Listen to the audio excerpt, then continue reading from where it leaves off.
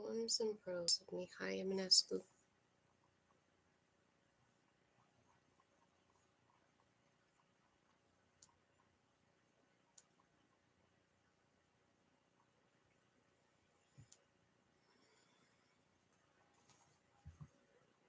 Oops. There we go.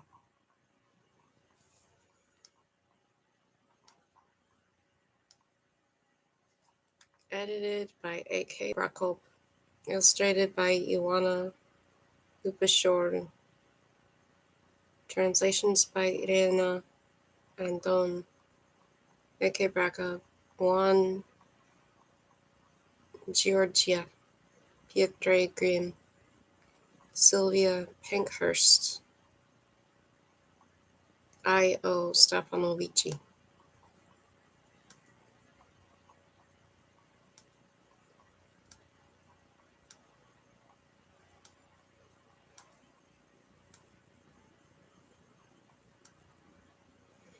In memory of Irena Andoni, beloved friend and scholar.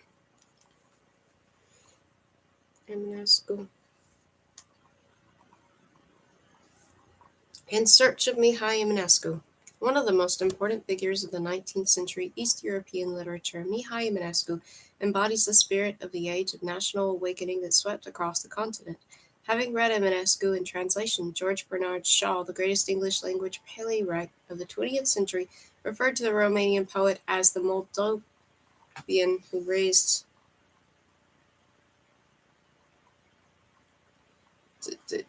two Roman numerals. Vindicicle from its grave. While this is high praise coming from a writer of the caliber of Shaw, who only read the Bard from Ipotesci in translation, Eminescu represents so much more than an imitation of Western European Romanticism. He is, in fact, a symbol of the Romanian spirit. It is fair to say that in order to have a true appreciation of Romanian culture, it is essential that one become familiar with the works of Mihai Eminescu along with the folk ballad Waiarița. The leading cultural figure of the 19th century Romania, Eminescu is not only a poet but also a philosopher, prose writer, translator, and journalist.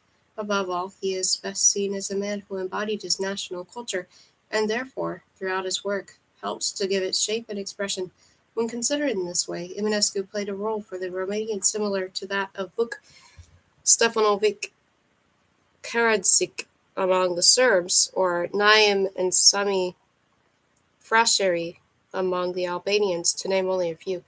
Romania's national poet was born Mihai Eminescu on 15 January 1850 at Botoșani in the northern part of the Principality of Moldavia. He came from a family of small boyars whose moderate wealth and social position opened up many possibilities for the young boy.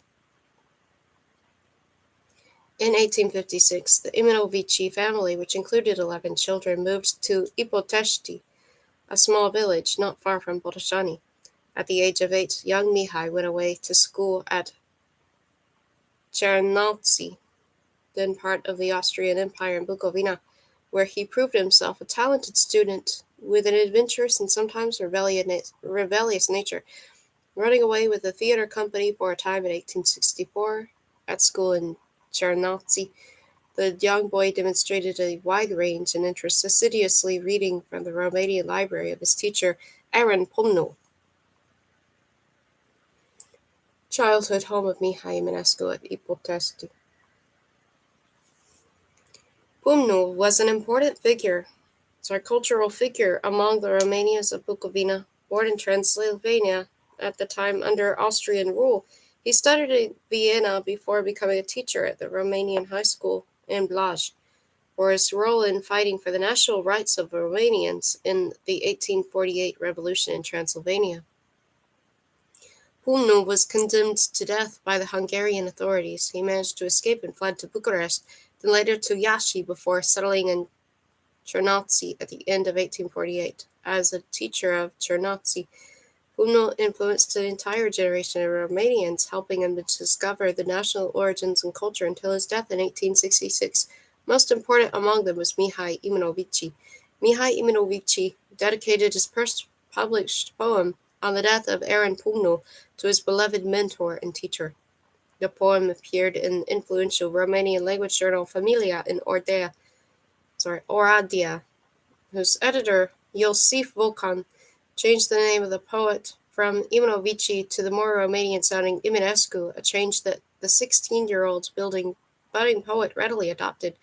After the death of Pumno, Eminescu traveled throughout the Romanian principalities of Wallachia and Moldavia that had united to form Romania in 1859, following the election of Alexandru Ion Cuza as the prince of both the countries that year. He also traveled throughout Transylvania, then in the Hungarian portion of the newly established dual monarchy known as the Austro-Hungarian Empire. During these years, he developed the keen interest in Romanian history, language, and culture that had been encouraged by his teacher. He began to write some of his earliest poems, Mihai Eminescu. In 1869, he left the Romanian lands to study at the University of Vienna. He became deeply interested in philosophy, enthusiastically devouring the works of such great thinkers as Descartes, Spinoza, and Kant. He also took part in the rich cultural life of the imperial capital, together with other Romanian students, such as the future writer Ioan Slavici. It was during this time that he wrote Prince Handsome, the Tear Begotten, a fantastic story containing elements of the Orphic myth, demonstrating the author's expressed desire to integrate Romanian myths into Western culture generally. This would be a constant theme running through the Romanian cultural movement of the 19th century, the Latin roots of the people and their ties to Western civilization. Eminescu embodied the desire of Romanians to establish their identity and take their rightful place among the people of Europe. The poet returned to Romania briefly in 1872 and became involved in the Junimea Literary Society in Iași, of which Taitu Moarescu was a leading member. From this time forward, Eminescu published much of his literary work in society's journal Convorbiri Literari. Moarescu, a key figure in the Romanian cultural and political life, also took a strong personal interest in the career of the young poet.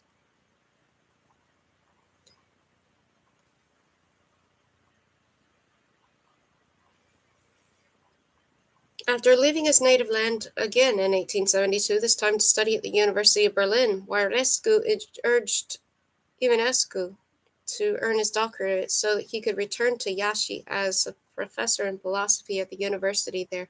In Berlin, as before, Eminescu displayed a wide range of interests, encompassing not only philosophy but also mythology, the history of religions, law of history, and even the Sanskrit language of ancient India. During this time, he also translated Kant's Critique of Pure Reason into Romanian. Kant's philosophy would have a profound impact on Eminescu's literary work. Despite this, he lacked the discipline or the desire to finish his doctoral studies. Veronica Michel. When Eminescu returned to Romania in 1874, Moarescu arranged for him to become director of the Central Library of the University of Iași. He also began to take part in the activities of the Junimea Society. During this time, he met and fell in love with Veronica Michel, a beautiful young poet who at times inspired Eminescu's poetry.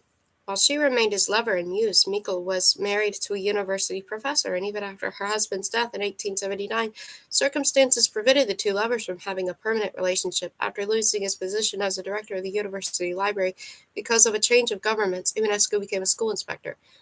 While on an inspection in 1874, he met Ion Creanga, a teacher at the school of the hierarchs of monastery in Iași. The two struck up a friendship that would endure for the remainder of their lives. Born in a peasant family in Humilești in 1837, Creanga had a gift for storytelling, and Eminescu encouraged him to write down the tales he frequently recounted orally.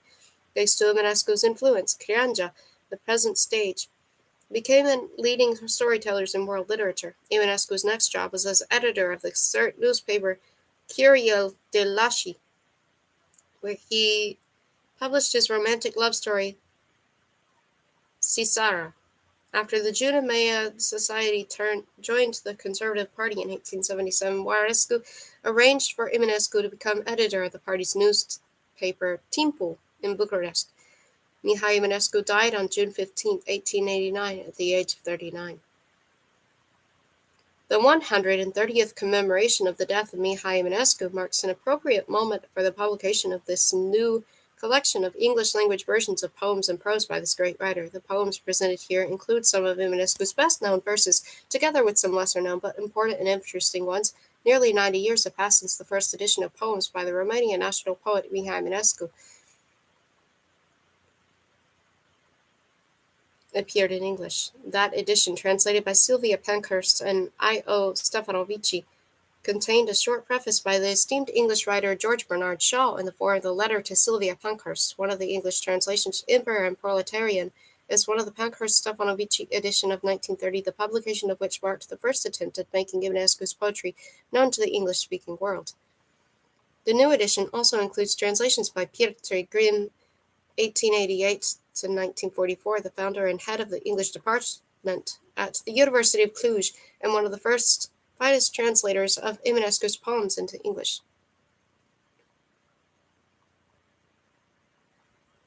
His book of translations, several of which are reproduced in this volume, was originally published in Cluj in 1938. In it, he stated, Eminescu's poems are in Romanian perfect symphonies owing to the poet's masterly handling of all the musical possibilities of his language. Very much is this lost in translations, though we keep this close to the original text as possible and especially represented throughout the original form.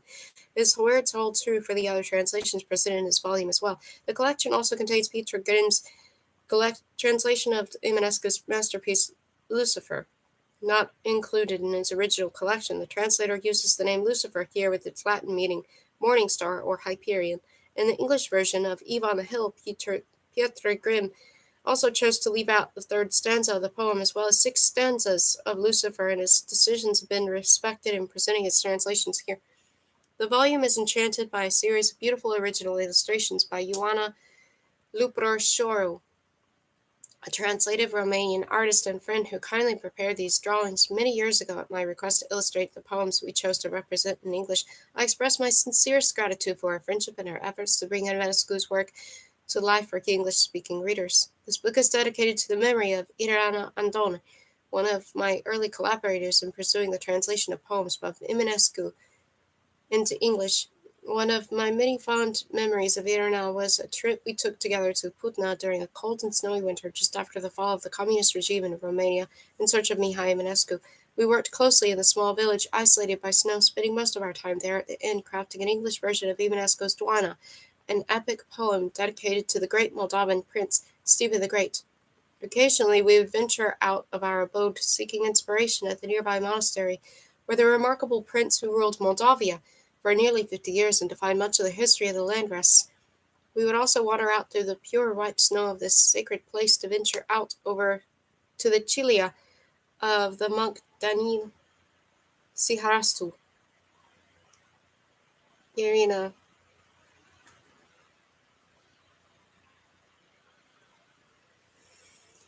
The stone cloister of the monk who advised the great Moldovan prince inspired our surroundings, and the muses who accompanied us on our journey to Putna. Our version of Eminescu's famed poem Doina was born. Sadly, Irina passed away only a few years later, a life cut tragically short, but her work lives on here through these pages, and she is still remembered with fondness and loved by her many friends, myself included, in her family.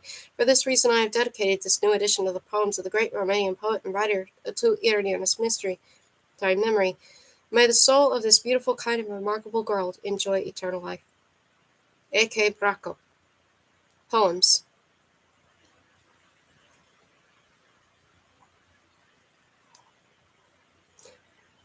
Doina. F. From Tisa to Dniester's tide, all Romanians to me cried that they could no longer dwell amidst the foreign swell. From Holton until the sea rides Muscovite cavalry. On the way they're always seen from the seashore to Holtin. From Dorna to Boyan, plague is spreading on and on. The foreigner is everywhere, like you are no longer there. Up to mountains, down to valley, enemies on horses rally. From Sakale to Satmar, they are flooding waters are. Oh, the poor Romanians, all like the crab, they backwards crawl, of cruel freight to them begotten. Autumn is no longer autumn, no more summer in their hand, now all strangers in their land. From Dorohoi to Turnu, enemies in steady strew, altogether overcome you as they arrive by railway. All our songs they drive away, all the birds fly out of sight. From the wretched foreign plight, over shadows of a thorn, are the poor Christians born. Ravaged is the country's face, forests our refuge place, bending their axe abide. Even pure springs are dried.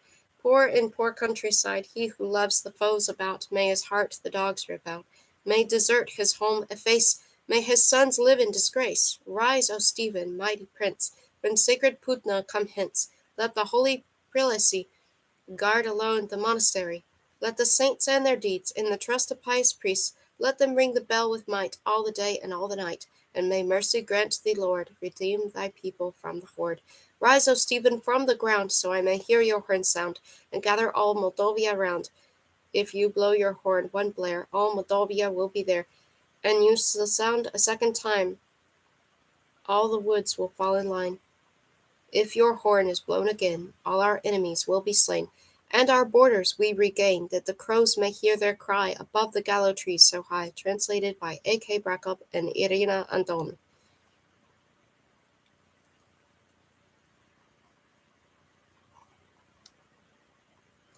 Eve on the Hill. Dreary the horn sounds in the eve on the hill. Sheep flocks return, stars on their way twinkle still.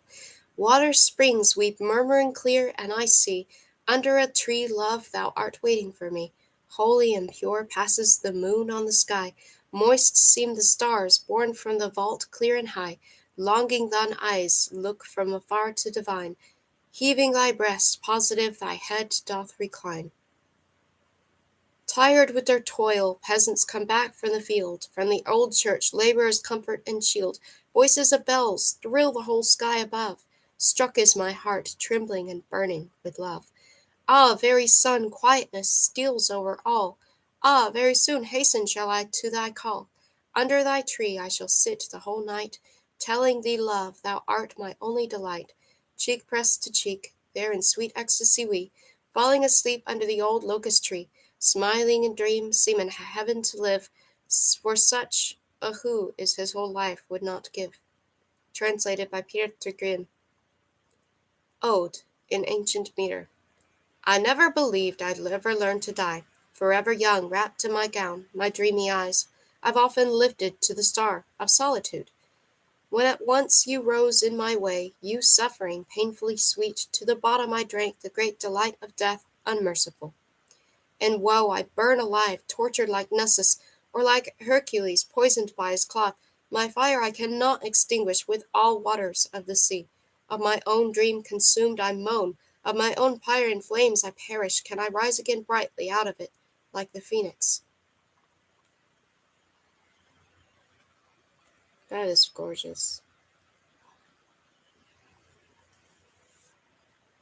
May the tempting eyes vanish from the way. May come back to my heart sorrowful indifference, that I can die peacefully to me, restore myself. Translated by Irina Andone and A.K. Brakop.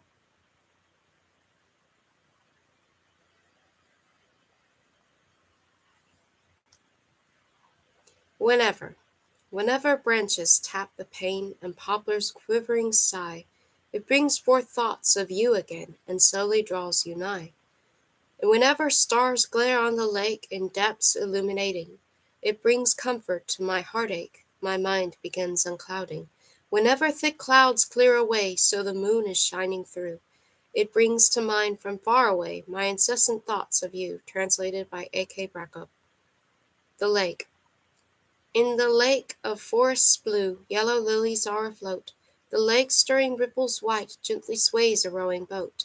And I pass along the shores, seem to listen, seem to rest, wait for her rise from the reeds, softly fall upon my chest, then step into the little bark, echoed by the water's tide, and I'll let slip the rudder, and slide the oars aside, floating along enchanted, under glow of the mild moon. May wind rustle through the reeds, may shivering waters croon.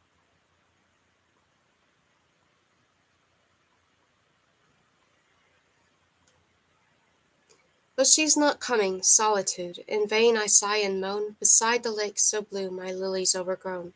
Translated by Irina Edon and A.K. Brakov. Adachian's Prayer.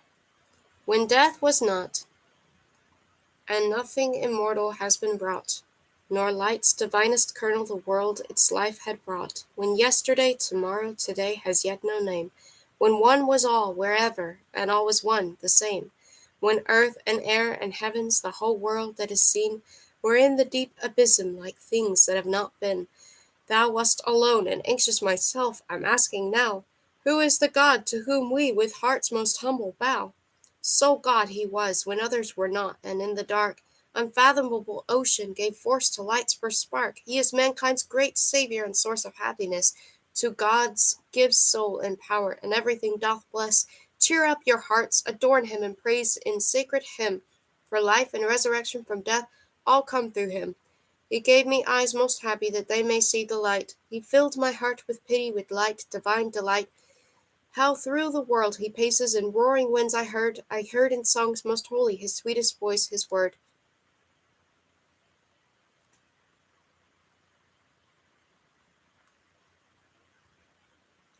And still one thing I ask him from inmost bosom's core, that he may now allow me to rest for evermore, to curse all those who pity will show for me, to bless, to all those who make me suffer, and ruthlessly oppress, to those who spurning mock me to listen and believe, and to the arm that kills me the utmost force to give, and he among all others at first may praised be, who in my stony pillow will steal away from me, cursed by all, and hunted shall pass away my years, till they have exhausted the fountain of my tears, till I shall that each man for me is but a foe, till my own self thus hated by all I shall not know, till endless pain and anguish my heart have so oppressed, that I may curse my mother whom I of all love best, when utmost cruel hatred like love seems to my eye, my suffering forgetting, perhaps I might then die, and if by all accursed I die a stranger, they upon the street my body to dogs shall throw away, and him who sets then on me,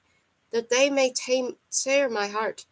O him, my gracious Father, my highest crown and part, and whom stones will on me with hatred throw, I give. Thus only can I, Father, sing praises, thanking thee, that graciously thou gavest his earthly boon to me. I do not bend my forehead, for other gifts they ire. Thy curses and thy hatred are all that I desire, to feel how disappearing my breath by thine is quelled, and in the night eternal traceless I am dispelled. Translated by Pietro Grimm.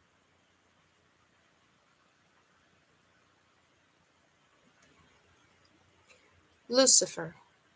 In older times, long, long ago, as in old tales it's said, from kingly parents born once lived a fair, most lovely maid, so beautiful with no peer, her parents' only child, as is the moon among the stars, 'mong saints the Virgin mild.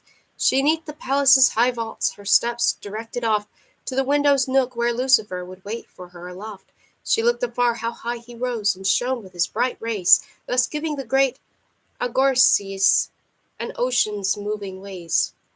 She day by day again with longing looked above. He also, seeing her so oft, with her soon fell in love.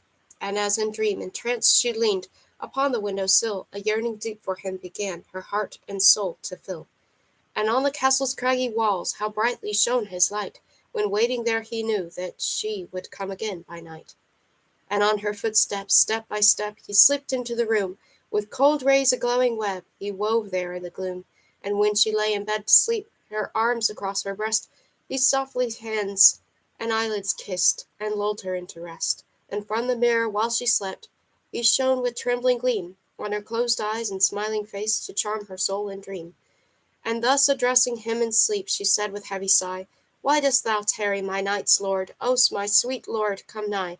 Kind Lucifer, come on a ray. Come to my house and mind. O come to my light, my life and thought. Come down, most kind." He listened trembling to her voice, and brighter still was he, and like to lightning down he leapt, and plunged into the sea. The water where he fell with rings whirled round and round about, and from the deep unknown at once a handsome youth came out, as on the threshold stepping light upon the window sill, a staff with reed grass wreathed in hand, her wish did he fulfil. A fair young king most he looked, with smooth golden hair, a long blue shroud tied with a knot, he bore on his shoulders bare, and his diaphanous clear face like purest wax was white, a lovely dead with living eyes that sparked into the night. Out of my sphere so far away I hastened here to thee, Here to three, the heaven bright my father is, my mother is the sea. To see thee in my chamber near, by pangs of yearning torn, came I with my serenity from waters I was born. My treasure, O my peerless love, come leave thy world aside. I am the morning star on high, and thou shalt be my bride. In coral palaces we'll live for long, long ages there. In ocean's kingdom, queen of all, thou shalt be everywhere. So beautiful and bright thou art, as only angels are.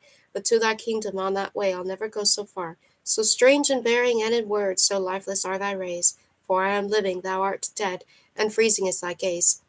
A day went by, two and three, and now and again at night came Lucifer and shone above with rays serene and bright. And now and again she every night remembered him in sleep, and for billows lord her heard was seized with longing sleep, so longing deep. Kind Lucifer, come on a ray, come to my house and mind, oh come to light my life and thought, come down, most kind. And as he heard her, lost with grief, his light at once died out, and in the place where he was lost, the shy world round about, the glowing red flames blazed at once throughout the whole world's sphere, and from the valves of chaos deep a young god did appear. On his dark locks his brilliant crown was blazing like a pyre, and he came gliding down, he looked bathed in sun's great fire. His arms like marble white did shine out of his sable shroud, his pensive forehead, his pale face, did sadness overcloud.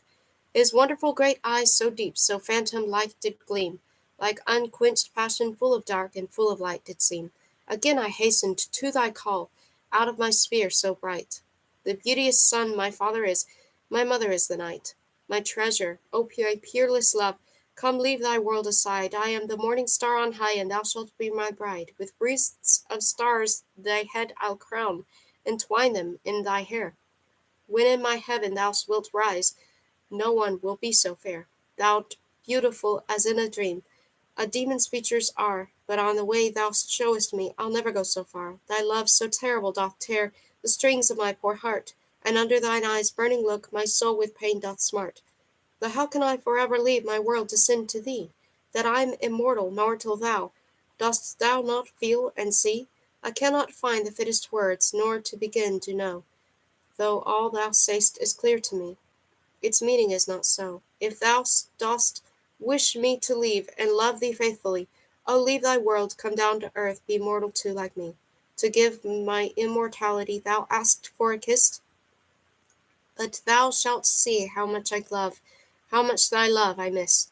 I shall be born again from sin, to new laws I'll agree. I with eternity am bound, from it I shall be free. And for a maiden's sake he went away for days and days, went on, and from his place above, for long there were lost his rays. And in this time young Catiline, sly boy, with beauty vain, a page who filled the cups with wine, or held the queen's long train, a stray young foundling, but with cheeks like roses red and soft, and daring eyes to the young maid, gazed stealthily too oft. How charming is she, gracious God! A handsome maid in truth. Now, Catiline, it is high time to try thy luck, my youth. And softly in a little nook he caught her by the way. What art thou doing, Catiline? Oh, leave me, go away. Why always pensive and alone? I want thee full of bliss. Come, let's be merry, come and laugh, and give me but one kiss. I do not know what thou dost ask. Oh, go, leave me alone. Oh, for the morning star on high, I long and I must moan. If thou dost not know what is love, full well I'll show it thee, but softly, be not angry soon. How good it 'tis thou wilt see. Like hunters spring to catch a bird, without fear and alarm. When I shall stretch my left arm, thou must catch me in my arms. When I look down to thee, thou shalt in mine keep fixed thine eyes. When I embracing lift thee up, on tiptoe thou shalt rise. So looking steadfast eye to eye, so with an unquenched thirst, our whole lives we shall live and find the last day like the first, so that with highest rapture love to thee be fully known. When I kiss thee, thou too must kiss, and fell thou art mine own. She listened absently, surprised, much pleased withal, and so, with bashful look so sweet and good, allowed him, saying, No, she lowly said, since thou wert child, I fully well knew thee, so garrulous for nothing good, quite the best match for me. But now a star rose from etern, oblivion's quietude, an infinite horizon gives to ocean solitude, and secretly I have to weep, I cannot stop my tears, when all the ocean's billows go toward him when he appears. With an ineffable great love he shines to soothe my pain, but higher, higher, still he soars, I cannot there attain. His cold rays down he sends to me, so sad his glances are. Forever I shall love him, he forever will be afar. and therefore all my days are bare, like desert's waste they seem, but of my nights a holy charm makes an enchanted dream. Thou art a child, and that is all. Come far away, somewhere, in this wide world to lose our trace, how happy we'll be there. We will be healthy, wise, and gay, and nothing will regret. Thou wilt forget thy parents' home, the star dream wilt forget. And Lucifer came down so fast his wings grew on the sky, that flights of centuries did last the twinkling of an eye. A sky with myriad stars above, below it other skies. He a continuous lightning seemed, as through them all he hies. And from the veils of chaos deep around him round about, he saw as on the first world's day, how myriad lights spring out, how spring forth like seas the lights on every side abound. He flies a thought on longing's wings, until all perish round. Where he arrives no limits are, no eye at bounds can guess, and time tries vainly to be born from gulfs of emptiness. An unquenched thirst there swallows all in utter nothingness, a deep abyss where all things fall, like blind forgetfulness. From dark eternity's great weight, my Lord deliver me, and everywhere throughout the world forever praised be. Give me another fate, my Lord, of all eternal spring. Thou givest life, thou givest death, thou givest everything. Oh, take my immortality, my nimbus here above, my fire looks, give me for all one single hour of love, to chaos from which I was born to do my high behest. I would return from rest untorn, I thirst again rest. Hyperion, who from deep abyss with a whole world dost rise, ask not for miracles and signs unheard of by the wise. Thou wishest mortal men to be like all the other men, but if they perish all of them, men would be born again. They have their stars that bring them luck, they are pursued by fate. For us there's neither space nor time nor death that can abate. Out of the eternal past lives now what will by death be torn, and if a shining sun dies out, another will be born. They seem to rise death on their heels in their eternal strife, for all that's born is doomed to die, and dies but for new life. But thou, Hyperion, the same forever wilt return, as in the first day thou wilt be, a miracle etern. For whom dost thou now wish to die? Look down, and thou wilt see what on the wandering earth below in waiting thou for thee. To his predestined place returned Hyperion most bright, and as first he shone again and shed on all his height. The evening now was setting down, and night was coming soon, for on the water's trembling rose in quietness the moon, while with her sparkling light she shone on pathways in the shade. A fragrant lime tree sat alone, a young man, a maid. Oh, my beloved, let me lean my hand upon thy breast. The ineffable sweet look serene shall watch upon thy rest. Pervading my tormented thoughts with that cold charming light, oh, give eternal quietude to my dark passion's night. To soothe my sorrow and my pain, on me thy kind looks cast. Thou art my first, my only love, of all my dreams the last. Hyperion saw from far above the rapture in their eyes, and how she held him to her breast, that heaving was with sighs. The whole air now embalmed was with fragrant golden flowers, and from the trees on golden locks rained sweet the golden showers. She in the ecstasy of love, her eyes upraised, and there she saw her star, and softly low addressed him her sweet prayer. Come, Lucifer, come down to me, come to my house and mind, a light on fields, on every tree, and light my luck most kind. He glitters as he did of old, on fields and hills and woods, and guides the billows' moving paths on ocean solitudes, but into seas no longer falls, for new birth as of old. To love but me or someone else, what dost there care, but clay mould? In your narrow circle there doth chance your life enfold, but in my world above I feel serene, immortal, cold. Translated by Piotr Grimm.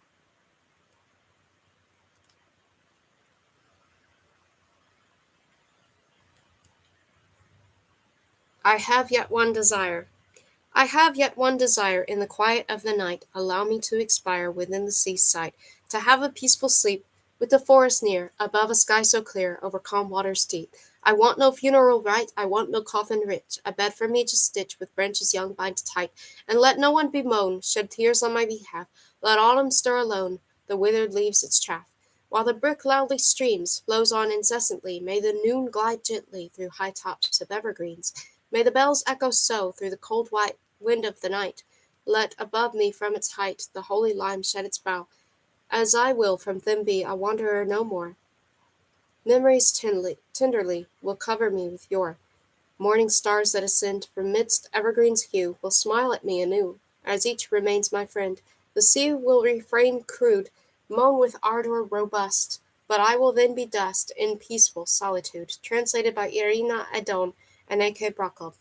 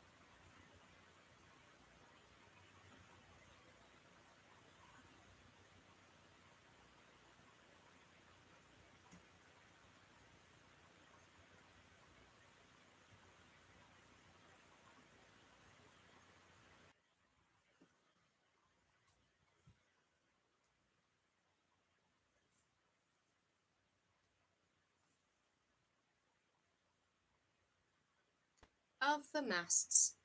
Of the masts by thousands leaving shores which many an ocean laves. Oh, how many will be shattered by the winds and by the waves!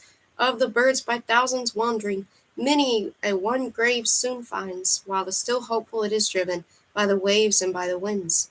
If to high ideals aspiring, or a soul with fortune cranes, thou art driven wheresoever, but the winds and by the waves, never understood, the thought is that the song in winged words finds, ever floating far off echoed by the waves and by the winds. Translated by Piotr Grimm.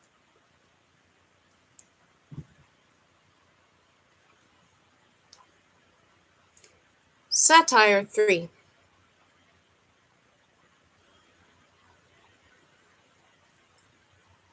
Once upon a time a sultan, ruler over nomad bands, roaming with their herds and seeking pastures new in many lands, on her pathway all around her, as in mild spring step to bloom, that his eyes beneath closed lashes now awoke and dreamed sweet charm. From the sky down gliding gently, all in silver dress arrayed, came the moon towards him descending as a pure and lovely maid, on her pathway all around her as on mild spring step to bloom, yet her eyes were full of shadows born of secret sorrow's gloom. All the woods with so many beauty charmed were thrilling with delight. All the brooks and rivers quivered with their limpid faces bright. Diamond dust was lightly falling from above like finest rain, glittering in the air on flowers, over all in nature's reign. In the night resplendent rainbows arching on the sky were seen, and bewitching softly whispered sounded music sweet serene. Lovely arms she stretched towards him as he lay, her raven hair fell like silken waves down streaming on snowy shoulders bare. Let our lives be bound together, come, beloved, to my breast. Soothing balm to my sweet sorrow, be thy sorrow, near me rest. This is life's book for all ages, on the stars that fate record. I must be thy sovereign lady, thou must be my life's dear lord. As to her he looked and listened, darkening she disappeared. From his heart sprang up a tree that towards the sky its branches reared, and it grew, the moments and ages long this tree shot its boughs with mossy foliage over all, on land and sea. Underneath the shadows creeping over all the worlds disperse, one great shadow now embracing all the boundless universe. On the 4 points of the horizon, the gigantic mountain ranges, Atlas, Caucasus, and Taurus, and the Balkans hoar with ages, and the Tigris, the Euphrates, and the Nile, the Danube old. All the world th' unmeasured shadow of this tree did now enfold. Vast expanses, Asia, Europe, Africa, with deserts wide, with their seashores and their harbors, and strong cities on each side. On the seas and on the rivers, galleons rocking on the waves, and the undulating cornfields, riches, all that man's heart craves. Linked together countries, nations, wheresoever his eyes would stray, a vast carpet intermingling countless views before him lay. Through a greyish mist transparent there before his eager view, under one tree's shadow only an all-powerful empire grew. Towards the sky eagles flying to its branches could not soar, loud in victory presaging a strong wind began to roar, and the rustling foliage wildly in the stormy blast was rent, cries of battle, Allah, Allah, to the highest clouds were sent, and the tumult grew tremendous, like a high tempestuous sea, shouts of triumph, shouts of horror, howling now unceasingly, but with spear-like leaves in the branches and the tossing winds contending, over the new Rome inclining to the earth were lowly bending. Shaken by his dream, the Sultan wakened, looking upwards. There on the sky the moon was gliding over the hills of Eskisehir, and behind a latticed window, smiling was a face so meek. 'Twas the graceful child, the daughter of Edebali the Sheik, like a hazel twig so slender, haloed by the fair maid Malkhatoun. Then he knew that the great prophet had imagined this device, that in dream he had ascended in Mahomet's paradise, and that from his love an empire would be born and wide would grow. But its destined years and limits heaven would alone foreknow. So as fate decreed, the passing ages proved his vision true. Like an eagle soaring upwards, every year the empire grew. Sultan after sultan followed, their green banner rose still higher. Nation after nation conquered was by them with sword and fire. Country after country open, all the ways for them dead set. Full of glory to the Danube came the stormy Bajazet. At a sign the way was opened, to the tent with nobleness, the whole army crossing over to the martial trumpet's sound.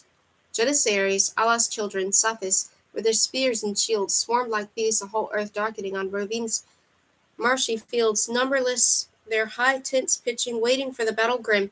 Ominous the oak woods rustled, looming in the distance din.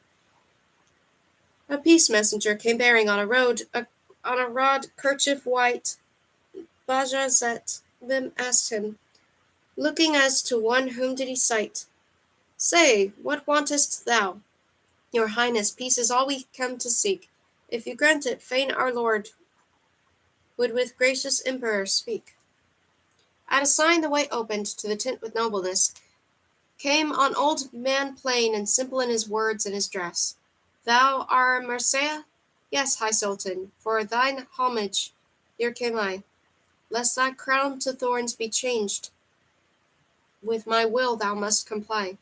Howsoe'er thou canst, Sultan, and whatever thought may be, while we are in peace and quiet, as a friend I welcome thee, as for vassal's homage, pardon, but our honour this denies. Wouldst thou, with thy warning armies, this poor country now chastise? Give us rather, mighty Sultan, a high token of the way retrace, be the one or be the other, what our fate may have in store. Gladly shall we bear it always, be it peace or be it war. When the world to me is open, thinkest thou that I can hear, that I can bear, that my mighty host should stumble on a stump that's lying there? Oh, thou knowest not how many in my way with armies pressed, all the heroes bold and famous, all the glory of the West, all that neath the cross was gathered, kings and emperors great did from, an innumerable army gainst the crescent's furious storm, in their shining mail well armoured, in the martial proud array, came the dauntless knights of Malta bold, and eager for the fray, and the Pope, the triple-crowned, all his gathered thunders sent, 'gainst the thunder the most direful earth and sea with rage had rent. At a sign like rivers flooding for the mountain, field, and wood, the whole West sent forth its nations for the glory of the rood, and they came, the whole world shaking from its deepest quietness, darkening the far horizon with their shields numberless. On the land like moving forests they advanced in awful might. By their daring galleons shaken, trembled the sea with fright. At Nicopolis thou sawest how they camped, assembling all, to my power there opposing an unshaken bulwark wall.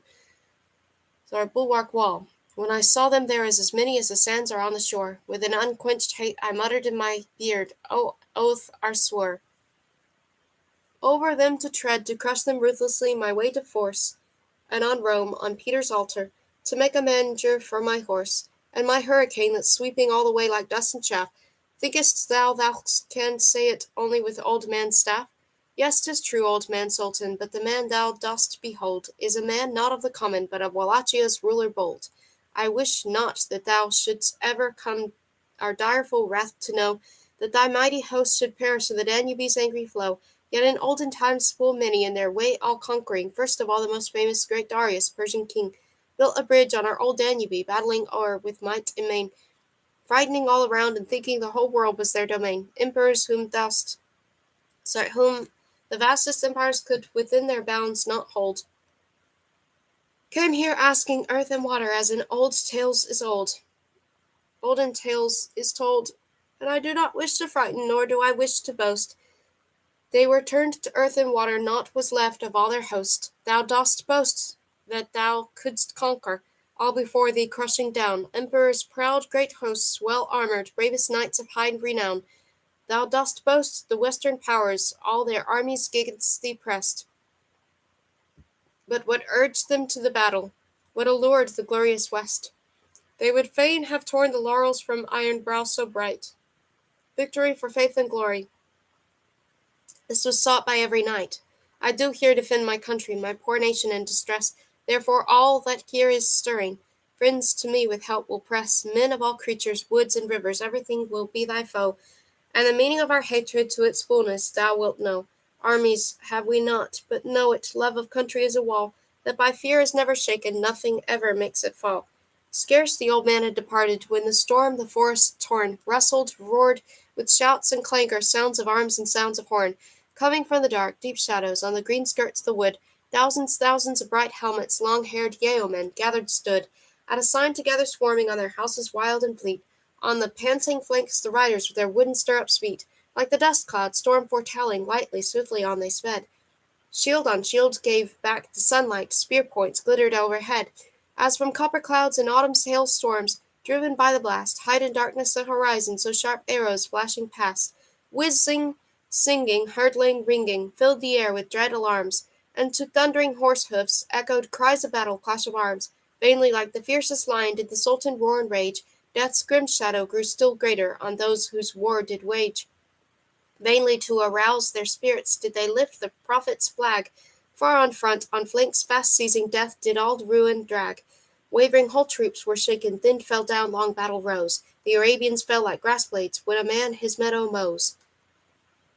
Horsemen from their steeds were tumbled, footmen beaten to their knees, and the arrows came like billows, surging on tempestuous seas, like the frost from all sides biting, and it seemed as if the world, to the darkest depths down falling, heaven and hell on earth were hurled.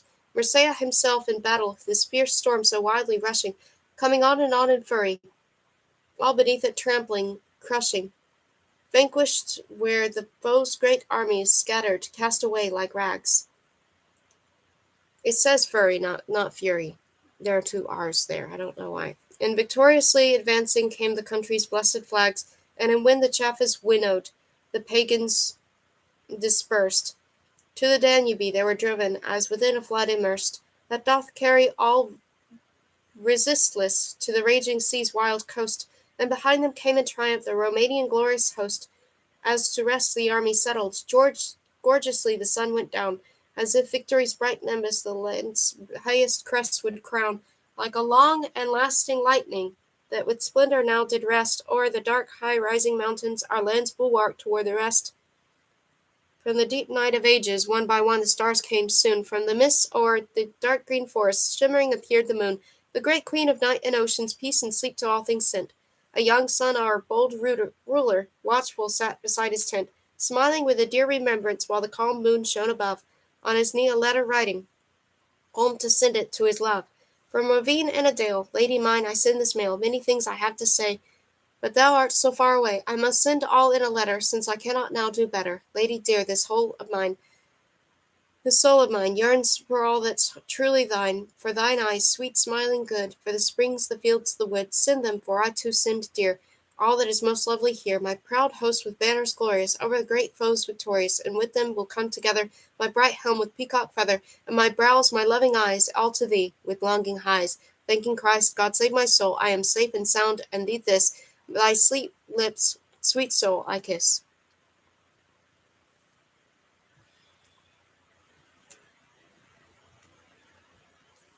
Such were those old times that happy chroniclers and poets knew. Our own age is full of jugglers, mountebanks, and all their crew. In the legends and old annals may the heroes still be found. Shall I greet with dreamy music, with my lyre and flute's sweet sound, all these patriots who later in their heritage did follow? Oh, before all these with horror, veil and hide thyself, Apollo. You were hid in glorious shadows of the past, O heroes bold, but it is the newest fashion when your fame from annals old our oven hollow times to brighten, and to drape with it those fools, who your golden age is smirking, with their prose, their filthy pools. Basarabs, Mushats, in holy shadows stay, your noble race, settlers of the land and givers of new laws, you who did trace, with spade and plough, new frontiers for a country large and free, far extending from the mountains to the Danube and the sea. Is not great our present? Does not all one can wish abound? In our throng is there not any precious jewel to be found? Is not here the Cyberatic temple of false glories? None, but our offsprings of the taverns, reputations cheaply won. See not the fighting heroes who with rhetors' lances meet, thus exciting the loud plaudits of rabble in the street. Dancers on the rope, impostors, jugglers, rivals for the prize. Famous masquerading actors in the comedy of lies. Does the liberal not always speak of virtue, country love? One would think that its life is crystal, like the pure sky above. You would not think that before you is a coffee-house supporter, who at his own words is laughing, a mere ape, a word distorter. See that soulless, heartless being with big jaws and swollen face. Monster in whom all the vices find the fittest meeting place. Swarthy,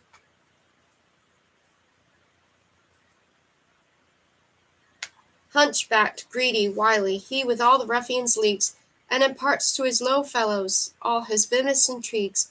On their lips is always virtue, but their souls are hollow shells, worthlessness in these mere nothings, void from top to bottom dwells, mustering his army's numbers, eagerly and well-pleased spies, over all that hideous monster with his swollen frog-like eyes. Such are those whom our land-choosing representatives must call, men who fitly would be gathered all behind some Bedlam's wall, in long shirt and with a fool's cap, these assemble now and thus.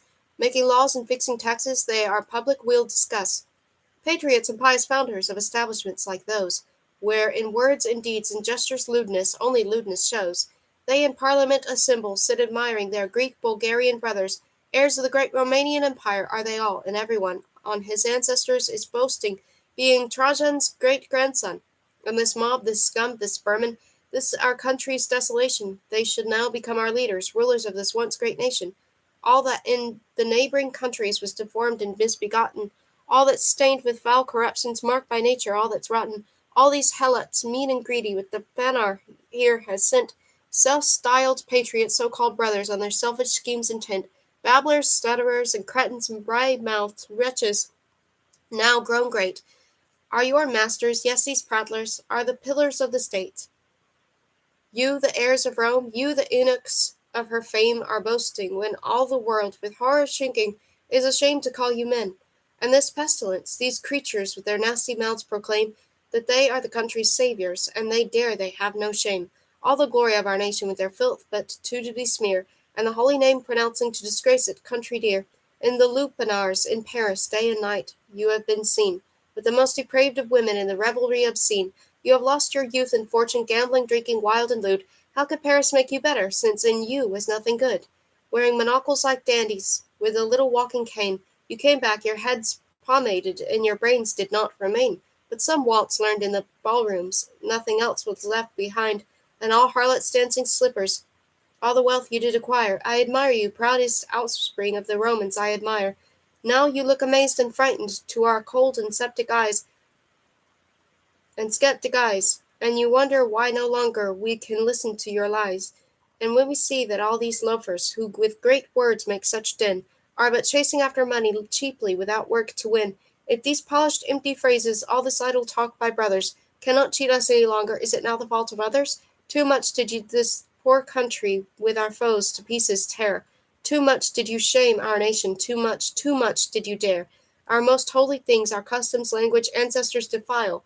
But we have now all our measure, all you scoundrels mean and vile. Yes, to gain without an effort is your end, and rich to be. Virtue is the merest folly, genius is but misery.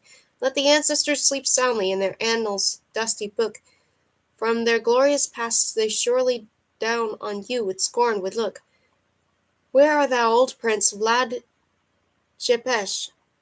On them all to lay thy hands, treating them as rogues and madmen, to divide them into bands, throw them into two houses, as with others thou didst whilom, setting fire unto the prison and the lunatic asylum. Translated by Pietro Grimm.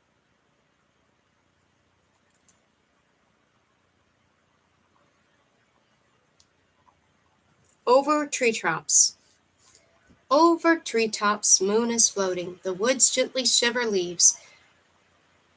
Trowel branches of alder trees, mournfully the horn is sounding. Ever farther, ever softer, and my troubled soul brings grace with a wish for death's embrace. Why keep silent when enchanted as I my heart to you do give? Will you ever, while I live, sound sweet horn from me departed? Translated by Irina Andon and A.K. Brakov.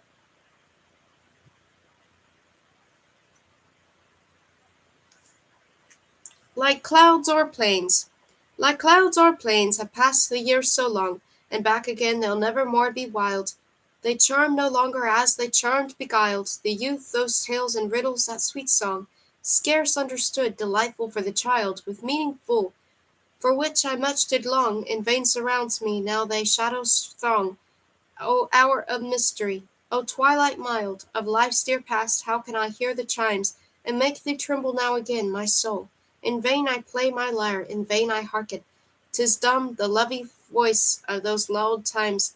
My youth is far, my joy is lost, the whole, and time runs fast behind, my mind doth darken. Translated by Pietro Grimm.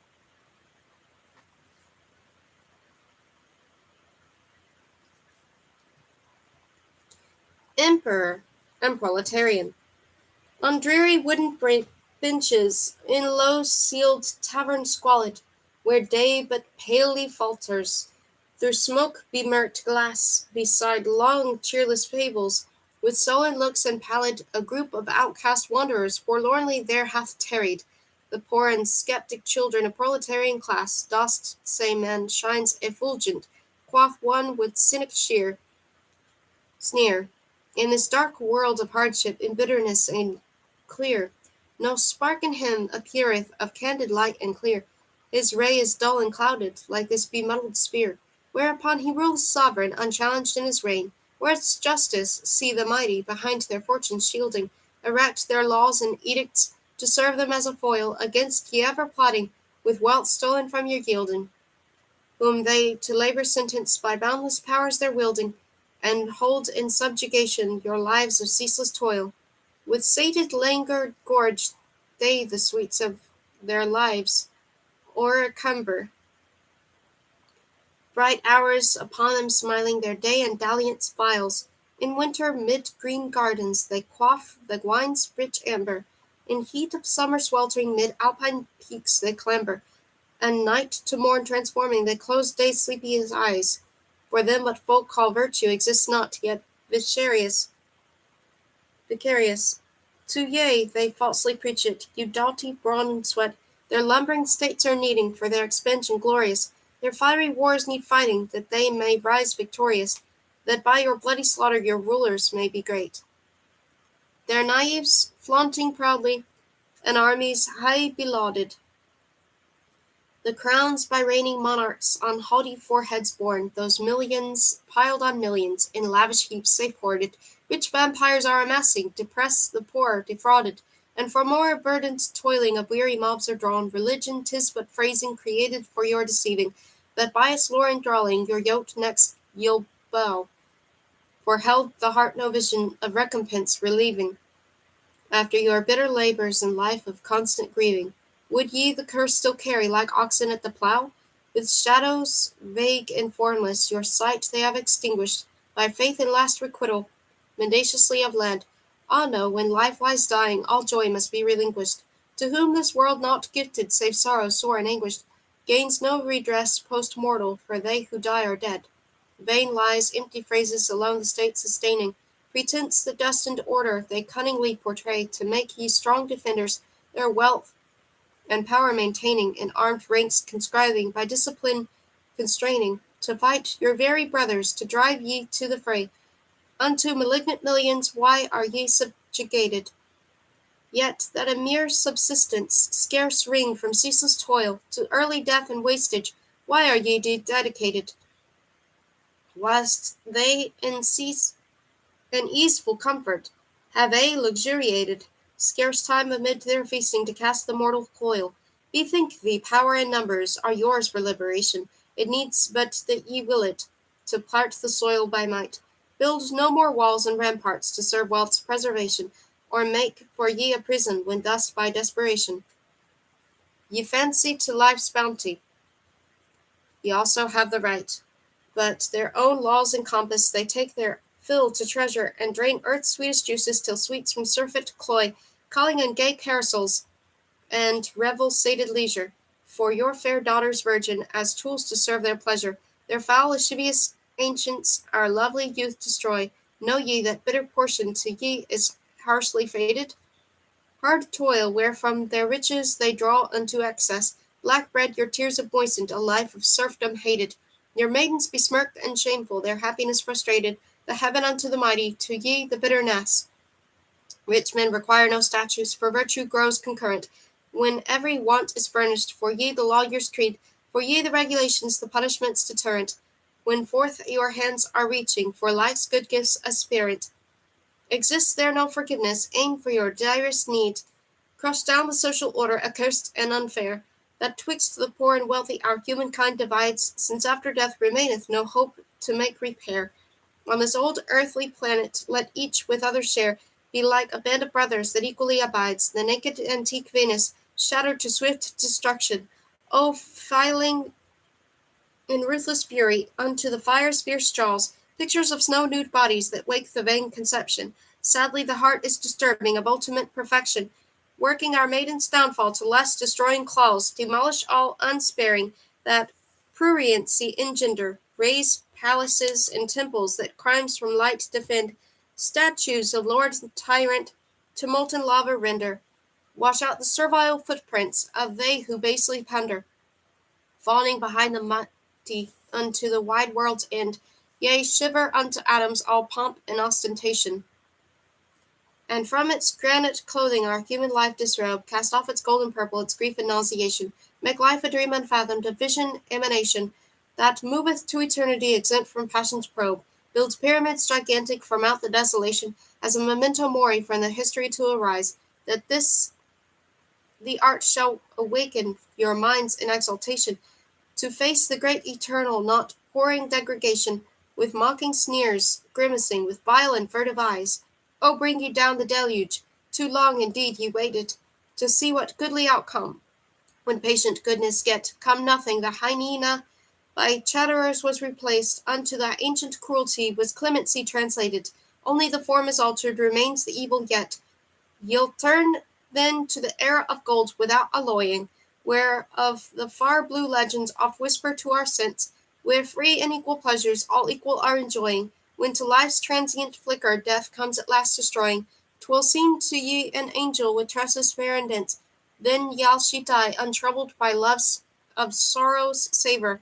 As on this planet ye have lived, your offspring shall succeed, the death bell cease bewailing, with iron-tongued clangor, folk to whom end in fortune hath shown her tender favour, none shall have cause for mourning the dead who lived undeed. The pestilent diseases of poverty's dire paining, the eke of health abnormal, shall scourge not of yore, and they whose growth is destined shall grow without restraining, until men will break it, the cup they'll be draining. For none shall ever perish till life can give no more. Beside the old scene's waters, with pallid looks and sombrous, in coach of gala splendor the mighty Caesar passed, his brooding not distracted by thunderous waves upcast, nor yet by stony rumbling of equipages ponderous. in presence of his people grown silent and abashed, with ready smile and subtle and piercing glances scornful, probing the mind's recesses where secret thoughts abide, with raised hands controlling a world in pomp and pride, he greets upon his passage with a ragged crowd and mournful, whereto his mighty grandeur mysteriously is tied, all loveless and unfriended in lonely elevation. Thyke is persuaded that malice and untruth to human nature's bridle alone give orientation, and thus the scroll of history will wind through time's duration, the hammer and the anvil, a tale that knows no truth, and he, the haughty summit of great oppressors blatant, saluteth in his passing his mute defender, no. If from the world wert absent, thou, the dark cause and latent of mighty overthrowing, in grandeur high and patent, the Caesar, I, the Caesar, long since had fallen low, your shades with savage outrage, the conqueror kind confiding, your pitiless cold smiling no mercy can convoke, your bitter mind all justice as vain pretense deriding. Dread powers, 'tis by your shadows dark misguiding, he drivers the poor and hostile to toil beneath his yoke. Paris in flames and seething, wherein the storm is bathing, and towers, like inky torches, flare crashing to their doom. Through fiery tongues devouring, that rend in waves the gloom, great cries and clash the weapons, sound from that ocean blazing, an epic on its deathbed, with Paris for its tomb. Dark streets in conflagration flash glares that daze the vision. Atop the barricading of heaped-up granite mounds, to bloody conflict and moving the proletarian legion, its pikes and muskets gleaming, its bonnets Phrygian. The belfry's clangor deafens, the hoarse discordant sounds, their arms with weapons laden, passing through vapours lurid, the women of the people with gorgeous raven hair, veiling their tender bosoms, impassible and frigid, pallid and cold as marble, the fire of rage and hatred, fierce in their black eyes burning, their eyes of deep despair. O launch thee in the struggle, wrapped in thy splendid tresses. Today reveals heroic the poor abandoned child, aloft the scarlet standard, with common justice blesses. Hallows thy life besmirked by thy skins and foul excesses. Ah, no, not thine, the stigma, but theirs who thee defiled. Glistens the tranquil ocean, its plates of gleaming crystal move each upon each other in following sheets of grey, or the mysterious forest with tackless graves sepulchral, their dark recesses flooding an azure field celestial, large-faced, the full moon riseth, with proud triumphal eye, in gentle rooking motion, on billows quietly flowing, with battered wooden bare bones, go vessels gaunt and old, in grey and silent, passing like eerie spectres showing, the moon their bellied canvas is piercing with its glowing, it lingers as a token, a disk of fiery gold. Beside the shore eroded, a worn with waves emotion, the Caesar keeps his Virgil, where bent unto the ground, mournful the willow weepeth, wide reaches of the ocean. In fleet as lighting circles, all humbly make submission to night's sweet silken breezes, and heave with cadent sound, amid the skies bestarred, to him a vision vended, treading the time-worn forests and splendid waters clear, o'erlocks and brows bedarkened by sorrow's night descended, the crown of straw hangs piteous that idle winds have rended, the ancient man kinglier.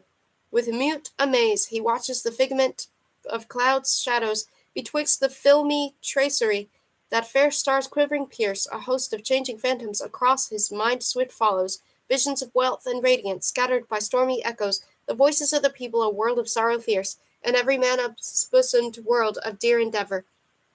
Old Demiurgus vainly, but ceaseless striving yet, in every mind existing the world demandeth ever, whence hath it come, wherefore it goeth hence, and whither. The flower of strange desiring and chaos that was set, the yearning for perfection, the universal essence, immutable it lurketh within the hearts of all, 'tis sown at large by hazard, the tree in full florescence seeketh to find fulfilment in every blossom's nascence, yet ere its buds are fruited, the greater part will fall. Thus frozen is ripening, the human fruit grows rigid, one to a slave, the other to emperor concealed, covering with tinselled follies his feeble life and arid, unto the sun revealing his face, forlorn and wretched, his face, for in each bosom the same deep selves concealed, the same desires resurgent, new habits yet enclosing, for aye the human fabric remaineth changeless still, the world's malignant mystery in many shapes reposing, to none the all-deceiver its secret strange disclosing, with longing for the infinite the atom doth instil, and when ye know this semblance will cease with your expiring, and after ye unchanged, all ye strove to mend, this hasting here and thither, In anxious hope aspiring, fills with fatigued languor one's sole thought proves alluring.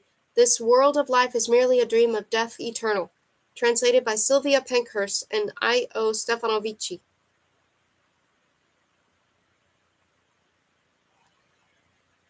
Solitude. Near my simple fir-wood table, with the curtains drawn I sit, in the grate the fire's flickering, musingly I look at it, and like swallows sweet illusions come in flights and wander all, dear remembrances seem crickets chirping in a ruined wall. Of caressing come and sadly, heavy in the soul they stop, like the wax from candles falling near Christ's icon drop by drop. In my room in every corner spiders have their cobwebs spun, and among the piled books hiding furtively the mice now run. In this peace mine eye distracted, upward the ceiling looks, and I listen as I slowly gnaw the covers of my books.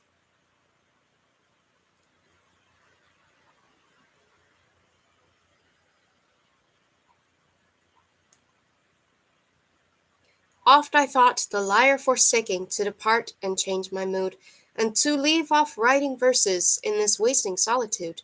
But then mice with tripling noises, chirping crickets, bring a nurse, my old thoughts, my melancholy, and this soon becomes a verse. Sometimes while the lamp is burning, late I'm dreaming without sleep. When I hear the door latch clicking, suddenly my heart will leap. It is she! The house so empty, now at once is full of light. In my life's black frame appearing, she, an icon shining bright, and I cannot now but wonder why old time will never rest, while I'm with my love here whispering, hand in hand and breast to breast. Translated by Pietro Grimm. What is love? What is love? It is a cause of pain so long and sore that thou shedst a million tears. It still will ask for more. A passing token, but from her forever binds thy soul, and never wilt forget her now, for thy life is here the whole. But when on threshold there for thee, or in the shady nooks, fulfilling all thy heart's desire, she waits with longing looks. When earth and heaven disappear, and throbbing is thy heart, all hangs on half-whispered word, new life with it doth start, a pressure of the hand so sweet, an eyelash twinkling, nay, a lazy gait, an aimless word, pursues thee night and day.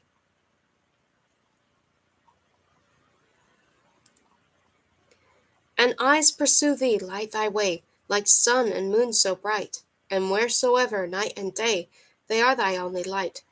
And it was doomed that all thy life for her alone shall long, for like the water bindweed she has caught thy soul so strong. Translated by Pietro Grimm.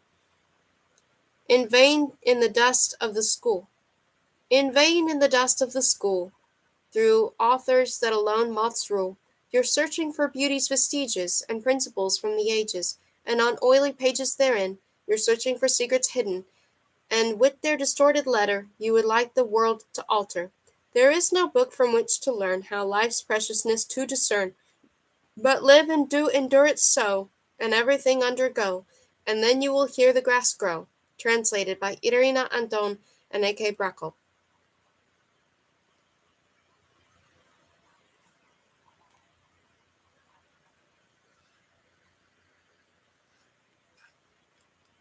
Oop, I skipped 2 pages, I think.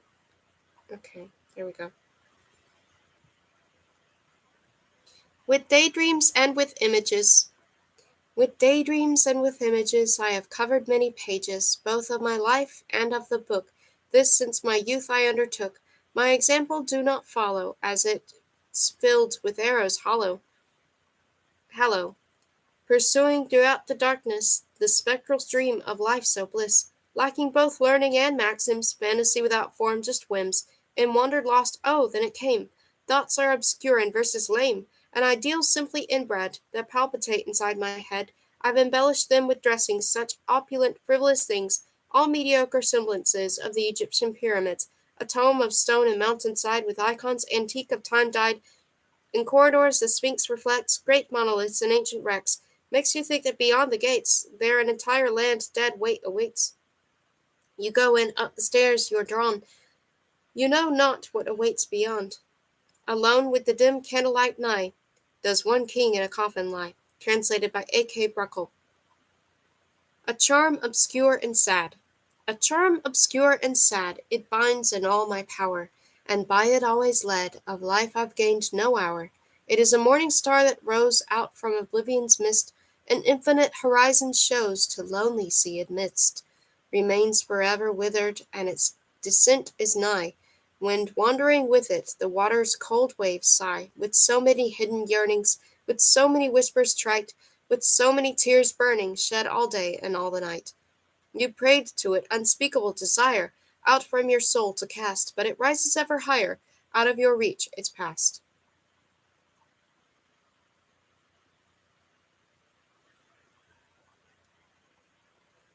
It will forever be unknown, and it will shine above, from past its light it is shown, to the forsaken love. Upon horizon it is flaring, over desert of steppe and sea, without my comprehending, its weary charm subdued me. Translated by Irina Edon and Eke Brokop.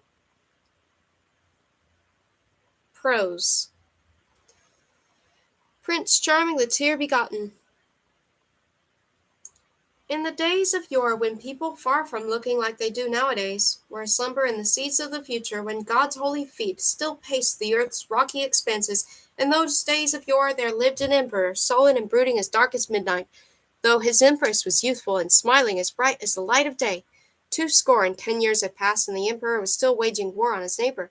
The latter had since passed away, bequeathing his legacy of hatred and ill blood to his sons and grandsons. Another 200 years and 10 had gone by, and the emperor was still living his lonely life, like a weather-worn lion, shriveled in battles and suffering.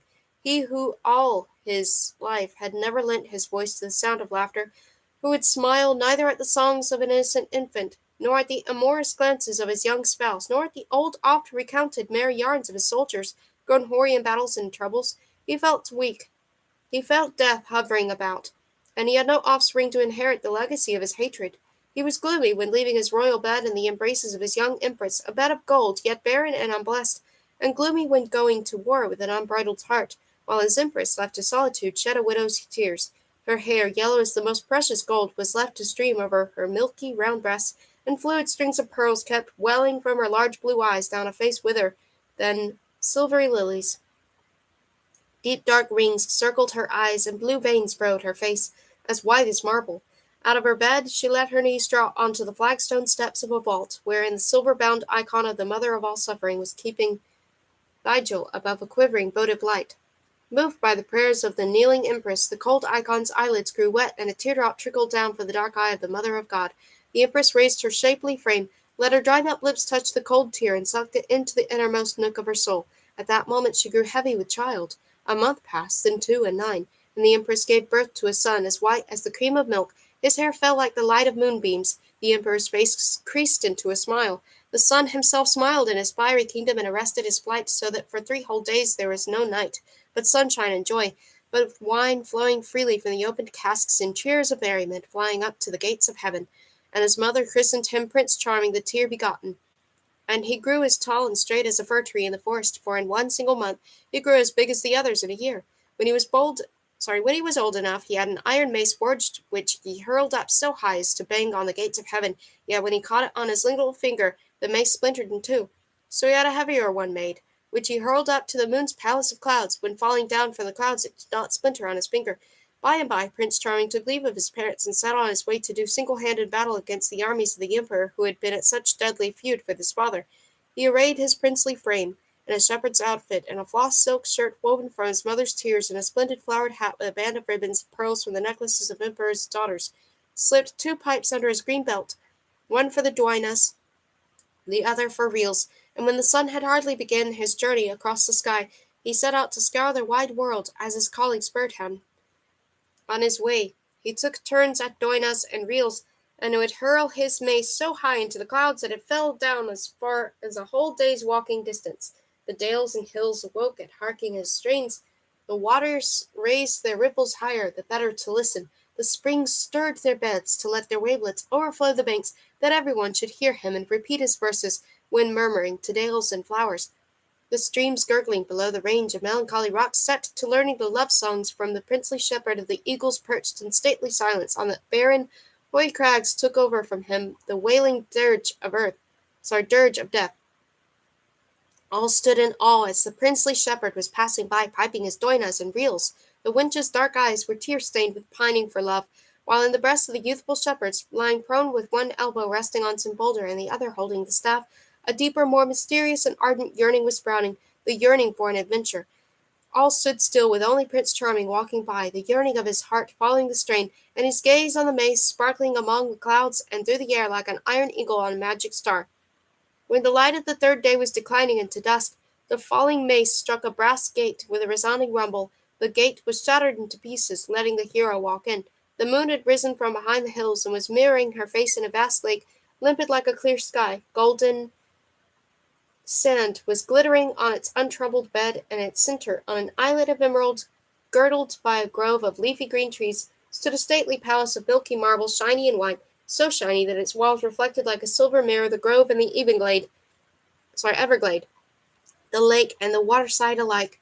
By the gate, a gilded boat was rocking in wait on the clear ripples of the lake, and the sound of wondrous merry songs was wafting from the palace out into the serene air of the vesper. Prince Charming set foot into the boat and rowed up to the marble steps of the palace. And there he beheld chandeliers with hundreds of candlesticks from the arches of the staircases, a fiery star glowing in each candlestick.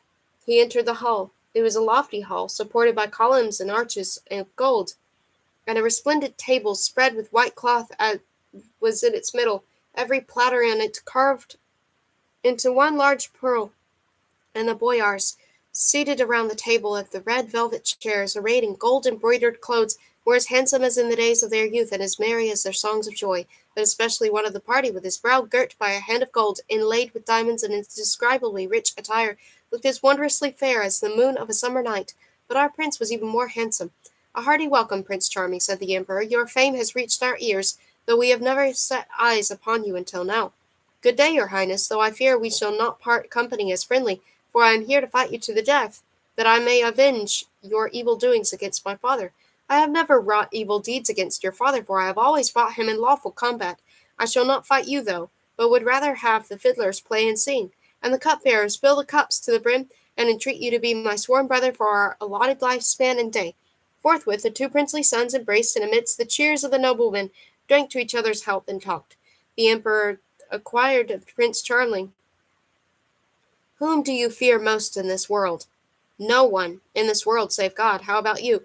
"I fear no one myself save God and the Witch of the Wilds, a hideous old hag who has taken to haunting my realm with the thunderstorm in tow. Wherever she shows her ugly face she turns the earth barren, the villages into wastelands, and the boroughs into rubble. I did battle against her, but to no avail. So that she should not wreak havoc over my entire realm, I was left no choice but to comply to her terms and yield to her in tribute every tenth of the offspring of my subjects, and this is the day she is coming to collect her dues." When midnight struck, the visages of the revellers clouded over with gloom, for flying astride darkness of the night, with wings of gale, her face shriveled like a bloated stream furrowed rock, with a forest where her hair should be, the raging witch of the wilds came howling through the sullen air. Her eyes were two stormy nights, her mouth a gaping chasm, her teeth two rows of grindstones. As she came howling down, Prince Charming clasped her waist in his iron grip and hurled her with all his might into a large filling mill, as deep as he could. Then he rolled a boulder over the mouth and knotted it to the mill with 7 iron chains at the seven sides. Inside, the hag was hissing through her teeth and wriggling like a confined gale, but to no avail. No sooner had he returned to the feast than through the arched windows they beheld 2 large waves of water rising in the moonlight. What had come to pass? The Witch of the Wilds, unable to wriggle free from her prison, was whirling across the waters in her mill, splitting it into huge waves.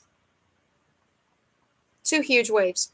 So she whirled on like a bedeviled rock, rending her way through the woods, delving deep furrows into the earth, until she vanished into the dark distance. Prince Charming finished whining and dining, and then, placing his mace on his shoulder, he followed the track left by the mill, which led him to a delightful white house gleaming in the moonlight in the middle of a garden. The flowers grew on green beds and gave blue, russet, and white glimmers. Swarms of delicate butterflies twinkled like as many golden stars hovered among them. Both the garden and the house were bathed in their fragrance, and in the unending soft sweet hum of the fluttering butterflies and honeybees. By the porch steps stood 2 large barrels of water, and a lovely young maiden was spinning on the porch.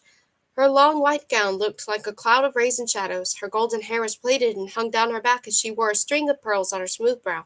The moonlight cast about her an air of molten gold. Her white fingers were holding a gold distaff, and out of a silvery tow of wool she was spinning a white flimsy shiny thread looking like a vibrant moonbeam piercing the air rather than a homely yarn. Hearing Prince Charming's light footsteps, the maid raised her eyes, blue as two ripples on a lake. "Welcome, Prince Charming," she said, her clear eyes half closed. "It has been so long since I first dreamed of you. While my fingers were spinning a yarn, my thoughts were weaving a dream, such a beautiful dream in which we were in love. It was a silver tow I was spinning, Prince Charming, and I meant to weave a garment spun with charms and laced with happiness for you to wear, that you might love me forever. I would weave you a cloak out of my yarn, and a life of endearment out of my living days." As she was gazing at him so humbly, she dropped the spindle from her hand, and the distaff fell at her side. She rose, and blushing at her daring words, she let her hands hang down as if she were a guilty child, with her large eyes staring at the ground. He reached one hand for her waist, caressed her brow and hair with the other, and whispered, "How pretty you are, and how I care for you! Whose daughter are you, my blushing maid?" "I am the daughter of the Witch of the Wilds," she blurted out with a sob. "Will you love me now that you have come to learn the truth?" She threw her naked arms round his neck, her eyes gazing into his. "Why should I care whose daughter you are?" he said. "It is enough that I love you." "Take me away if you love me," she said, nestling closer to his breast.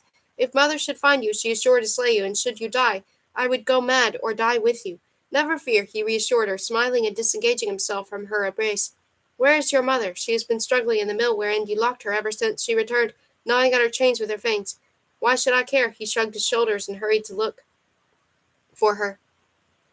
"Prince Charming," the maid said, two large tears glimmering in her eyes, "wait here a while. I will teach you how to get the better of my mother.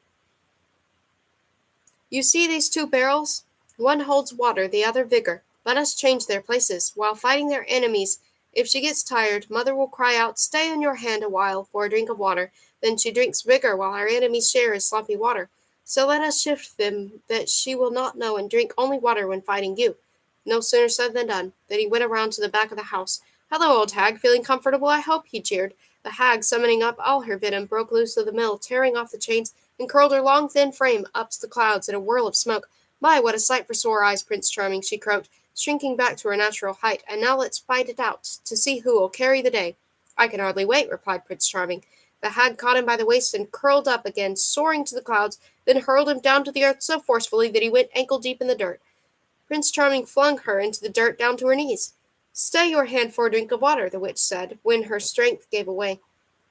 They paused to recover their breaths. The harpy drank water, whereas Prince Charming drank vigor and felt a blazing fire run along his weakened sinews and veins with a thrilling sensation of freshness. With doubled strength and iron arms, he clasped the hag by the waist and flung her into the dirt down to her throat. Then he banged his mace against her head so forcefully that her brains were scattered over the ground. Presently the sky grew hoary with clouds, and the wind gave a blood-curdling growl, shaking the house at all its joints. Red snakes were rending like the black ridges of the clouds with a mighty roar. The waters seemed to howl, and the thunder sang a low-keyed dirge like a prophet of doom. In that dense, impenetrable dark, Prince Charming spied the shimmer of a silvery shadow, her golden hair streaming down her shoulders, groping about, pale and with outstretched arms. He went to her and folded her in his arms. She dropped to his breast in overwhelming dread, and her cold hands fumbled for shelter against his bosom. He kissed her eyes to make her come to her senses. The clouds were scattering their torn sheets about the sky, letting the fiery moon cast an occasional glimpse through their slits, while Prince Charming was watching two blue stars, limpid, though amazed, blooming on his breast, the eyes of his bride. He cuddled her into the crook of his arms and set off carrying her at a run through the storm. She had let her head rest on his bosom and looked asleep. Outside the emperor's garden, he had laid her gently into the boat, as in a cradle, and took her across the lake, culled some grass, fragrant hay, and flowers, and contrived a snug bed on which he nestled her. The sun, rising in the east, cast beams of endearment over them. Her rain-soaked garment molded about her sweet round limbs, her visage of the dank pallor of white wax, her dainty hands joined on her bosom, her unplaited hair spread over the hay, her large eyes closed and sunk beneath her brow. So beautiful she was, though looking like dead. Prince Charming strewed some blue flowers on her flawless milky brow, then sat at her side and started playing duenas tenderly. The vast clear sky, the sun of fiery visage, the fresh grasses, the dank fragrance of the enlivened flowers lulled her into a long sweet slumber wherein she joined on her dreamy path by the plaintive strain of the pipe. When the sun was at high noon, all nature was quiet, and Prince Charming could hear her contented breathing, warm and dewy. Ever so gently he bent over her upturned cheek and kissed it, whereupon she opened her still dreaming-laden eyes, and stretched drowsily, said with a smile, "Is it you here by my side?" "Only a shadow of me. Can I not see that I am away?" he replied, choking back a tear of happiness. As he was lying by her, she reached out an arm, slipping it about his waist. "Get up," he said caressingly. "It is high noon already." She gained her feet, brushed aside the hair over her brow, and threw it back where it belonged. He took her waist in his arm. She put her arm around his neck, and they walked entwined among the flower beds, and entered the emperor's marble palace. He led her to the emperor and presented her as his bride. The emperor beamed at them, then took Prince Charming by the hand, as though he would unbosom a painful secret, and walked him over to a large window overlooking the vast lake. He let no word pass his lips, but stood gazing in wonder at the sheen over the water, with tear-stained eyes. A swan had hoisted her wings like two silver sails, and was rippling the untroubled sheet of the lake with its head sunk under the water. "Why are you sobbing, your highness?" asked Prince Charming. "Prince Charming," the emperor said, "I could not possibly repay the good you have done me, yet in spite of that I turn to you for more. What might that be?" "Can you see that swan caressed by the waves? Still in the prime of my youth I ought to take delight in living still, but I cannot recount how many times I contemplated bringing an end to my life. I am in love with a beautiful maiden with brooding eyes, as sweet as the dreams of the sea might be, the daughter of January, a haughty wild giant, who passes the days of his life hunting in old forests. Alas, how harsh in appearance he is, yet how beautiful his daughter! All my attempts at stealing her have proved in vain. Now your turn has come to try your hand." Prince Charming would have stayed where he was, but his pledge of brotherhood was dearer than dear life, dearer than his dear bride, as befits a sterling knight. "Mighty emperor, all the trumps fortune might have dealt you, this is the luckiest, that Prince Charming has pledged himself to be your sworn brother. Come what may, I will go steal the giant's daughter for you." Forthwith he chose swift racers, steeds with whirlwinds for souls, and made ready to depart, whereupon his bride, Elaine was her name, whispered in his ear while kissing him sweetly, "Remember, Prince Charming, that as long as you are away from me I shall pass my days weeping." He looked at her tenderly, caressed her, then detaching himself from her embrace, bounced onto the saddle and set out into the wide world. He rode through untrodden forests, over snow-capped mountains, and when the moon showed her face above the hoary rocks, pale as lifeless maiden, he had occasional glimpses of some huge rags hanging from the sky and surrounding the peaks with their shreds, the night torn into tatters, some glorious past turned into ruin, some castle weather-worn into broken walls and rubble. At the break of day Prince Charming beheld the mountain range rolling down into a great green expanse of sea, throbbing alive in myriads of serene, shimmering waves, thrashing the seafloor softly and melodiously toward the far distance, where sight loses itself in the blue of the sky and the green of the sea. At the far end of the range, towering above the sea, a stately granite cliff cast its image into the depths. A wondrous fortress was perched upon it, white as if bound in silver. Tall, brightly lit windows were encased in the arches, and the head of a maid appeared among the flower pots at an open window, dark and dreamy as a summer night. She was the giant's daughter. "Welcome, Prince Charming," she said, and hurried down from the open window to open the gates of the stately castle wherein she dwelt by herself like a genius in a desert. "Last night I thought I was conversing with a star, who foretold me of your coming on behalf of the emperor, my beloved." In the great hall of the castle, cuddled in the cinders of the hearth, a seven-headed tomcat was keeping watch, who, when howling from one head, could be heard at a day's distance, when howling from all seven was heard at a distance of 7 days. The giant, gone about a savage hunting, was at a day's distance. Prince Charming lifted the maid in his arms, and having mounted her astride his racer, they set off darting across the desert by the sea like two bodiless specks of wind.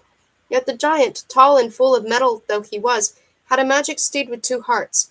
When the cat was in the castle and meowed from one head, the giant steed neighed in his brass voice. "What is ailing you?" the giant asked of his magic steed. "Are you perchance fed up with your easy life?" "There is nothing wrong with my life. It's you I'm worried about. Prince Charming has stolen your daughter. Shall we make haste to catch up with them?" "No hurry, for we can do that easily." The giant mounted his steed, and they darted through the air like a raging plague in chase of the runaways. Forthwith they caught up with them. Prince Charming was no match for the giant, for the latter had been christened, so his might originated from God rather than from the spirits of darkness. "Prince," growled the giant, "you are so handsome that I will take pity on you. I will not harm you this once, but you'd better think twice in the future." Whereupon he placed his daughter on his own steed and vanished into the wind, as though he had never been there. But Prince Charming was brave of heart, and besides, he knew the way back. He retraced his course and found the maiden once alone again. Though pale and tear-stained, she looked more beautiful than ever. The giant was away hunting again, this time at 2 days' distance. Prince Charming picked 2 other races from the giant's own stable. This time they set out under the cover of night. They ran as the moonbeams run over the deep waves of the sea, like 2 cherished dreams in the cold solitary night, yet they could hear the long redoubled meows of the cat in the castle's hearth. Forthwith it seemed they could make no further progress, as befalls people struggling hard through idly to flee in a dream. A cloud of dust covered them, for the giant was racing his steed, its hoofs scarcely touching the ground. Revenge was writ all over his face, and his eyes were flashing forth, thirsting for blood. Without a word he gripped Prince Charming in his clasp, and hurled him up to the black stormy clouds in the sky. Then he went on his way, taking his daughter with him. Prince Charming was consumed by lightning, and he was as scant as a handful of ashes when he fell back into the hot, barren sand of the desert. Yet his ashes turned into crystal-clear stream running on a sand of diamonds bordered with tall, green, leafy trees, which spread a cool, fragrant shade. Had any soul lent a watchful ear to the stream's murmur, he could have been aware of its plaintive doing was bewailing Elaine, Prince Charming's fair-headed princess. But who should be there to understand the stream's murmur in a yet untrodden desert? Yet in those days the Lord God was still wont to pace the earth. One day 2 men were wayfaring across the desert. The garb and visage of one of them was shiny as the white light of the sun, the other humbler, looked like a shadow of the former. They were the Lord and St. Peter. They let their feet, scorched by the desert sand, dip into the cold, clear stream gushing from the spring. With their feet ankle-deep, they paced the wavelets up to their source. Thither the Lord quenched his thirst and washed his glorious holy face in his miracle-working hands. Then both took shelter in the shade, the Lord musing on his heavenly Father, while St. Peter listened to the dirge of the wailing spring. When they rose to their feet to continue on their way, St. Peter pleaded, "Lord, pray turn this spring into what it used to be." "So be it," said the Lord, raising his saintly hand in blessing, whereupon they headed for the sea, never looking back. By the power of the magic of the spring the trees vanished, and Prince Charming stared about him as if awakening from a long slumber. He spied the hallowed visage of the Lord who was pacing the sea, its waves bowing to him, as though he were walking on land, and St. Peter following him, who, prodded by his human nature, was casting glances of encouragement over his shoulder and nodding at Prince Charming. Prince Charming kept them in sight until St. Peter disappeared in the offing. Only the Lord's hallowed visage could still be gleaned from the streak of light radiating over the sheet of water, so bright the sun then at high noon one would have thought that it was twilight. The miracle of his resurrection dawned on him, and he knelt down facing the setting of that godly sun. But forthwith he recalled his promise to steal the giant's daughter, and a knight in his honor, bound to be as good as his word. He proceeded on his way, and toward evening he was at the gates of the giant's castle, towering in the dusk like a huge shadow. He entered and found the giant's daughter in tears. On seeing him, her visage brightened as a wave brightens under the moonbeam. After listening to the miracle of his resurrection, she said, "There is no way of stealing me, not until you secure a steed to match my father's, for his has 2 hearts. But I shall ask him from where he has his steed from, so you can secure one like it for yourself. Until then I shall turn to you into a flower, so you can stay here, unbeknownst to my father." He sat on a chair. She uttered a sweet charm, and no sooner had she kissed his brow than he turned into a russet flower, the color of a ripe cherry. She set him among the flowers on the window-sill, and started singing for joy, making the walls of her father's castle ring out. Forthwith the giant returned. "Being merry, my lass, why so merry?" he inquired of her. "For Prince Charming is no more of this earth to steal me away from you," she retorted between rings of laughter. They sat to supper. "Father," asked the maid, "whereupon have you your steed?" "The one you hunt on." "What is that to you?" he retorted, knitting his eyebrows. "You know only too well," the maid replied, "that my sole reason for knowing it is that I wish to know, and that's all there is to it, now that there is no Prince Charming to steal me away." "How well you know that I will indulge your every whim," the giant said. "Far from here, somewhere by the sea, lives a harridan with 7 mares. Every year she hires a hand to mind them, though her year be only 3 days long, and if he should succeed in minding them well, she rewards him with a colt of his own choosing. If he should fail, she slays him and impales his skull on a high pole. Yet even if a lad should do his duty well, she still tricks him, for she culls the hearts from the beasts of all the horses and places them into one horse, so he is bound to pick a horse with no heart, Worse than an ordinary one. Are you satisfied, my lass? I am, she answered with a smile. With its last words, the giant waved a flimsy and scented red kerchief over her face. The maid stared in bewilderment into her father's eyes, as if awakened from a dream that she could not recall. She had forgotten every single word he had uttered, yet the flower at the window was awake in the shelter of its leaves, like a red star in the folds of a cloud. On the morrow, at break of day, the giant went about his hunting again. The maid kissed the russet flower, whispered a few words over it, and lo, there stood the Prince Charming, as if re-embodied from thin air. Remember anything? He asked her. Nothing at all, she said ruefully, brushing the back of her hand against her brow, for I have forgotten every word. But I heard every single word, he replied. Farewell for now. I will return before long. He mounted his steed and vanished into the desert. In the sweltering heat of day, he spied a gnat writhing in the hot sand at the skirt of a forest. Prince Charming, pleaded the gnat, take me into the forest, for I might also do you good turn sometime. I am the emperor of the gnats.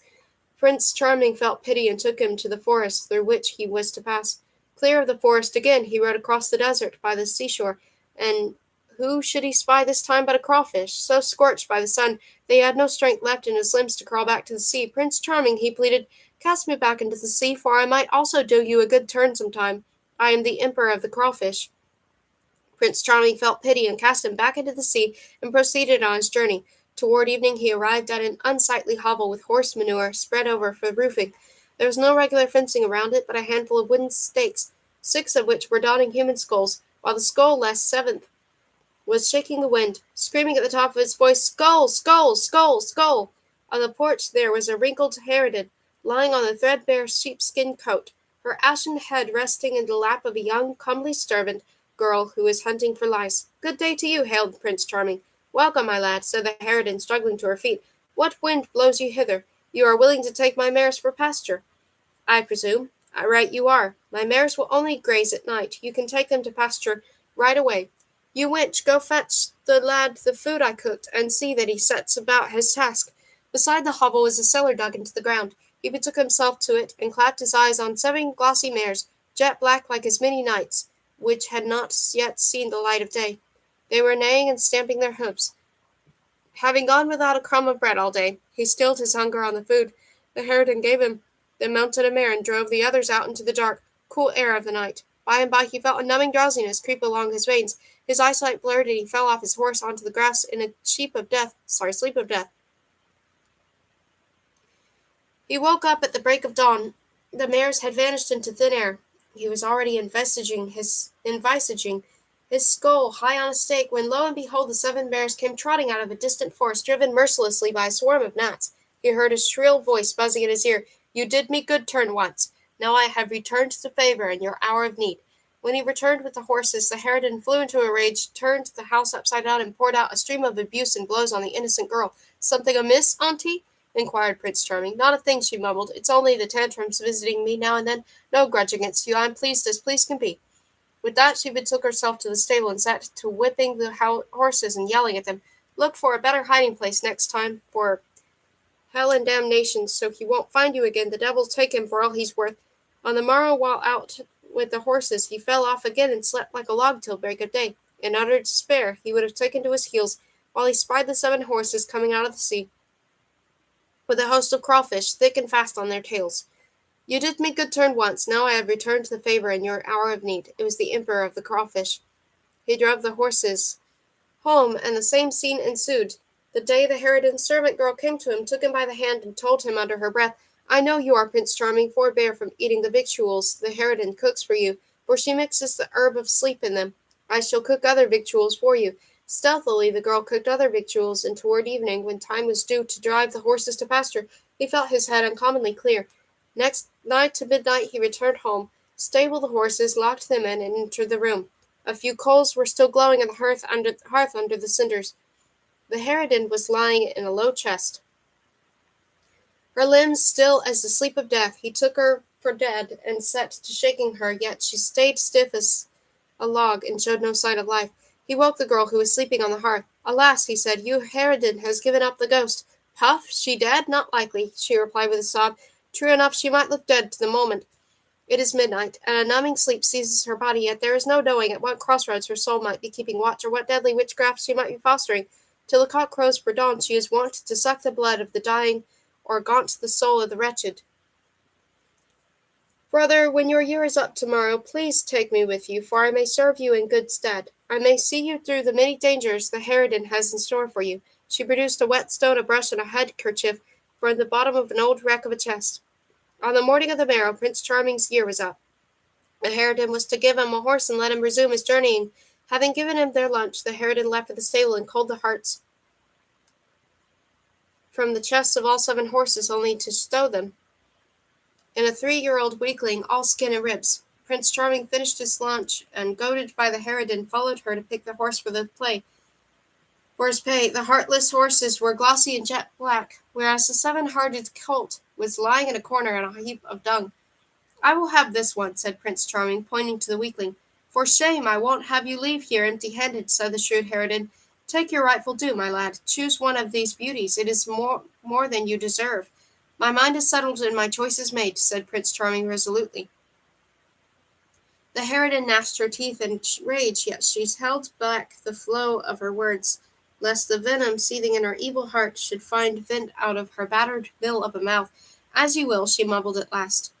He mounted his horse and his mace on his shoulder. The expanse of his sand seemed to draw aside as he was darting through the air, quick as lightning, his steed's hoofs raising eddies of sand. The runaway girl was waiting for him in the forest.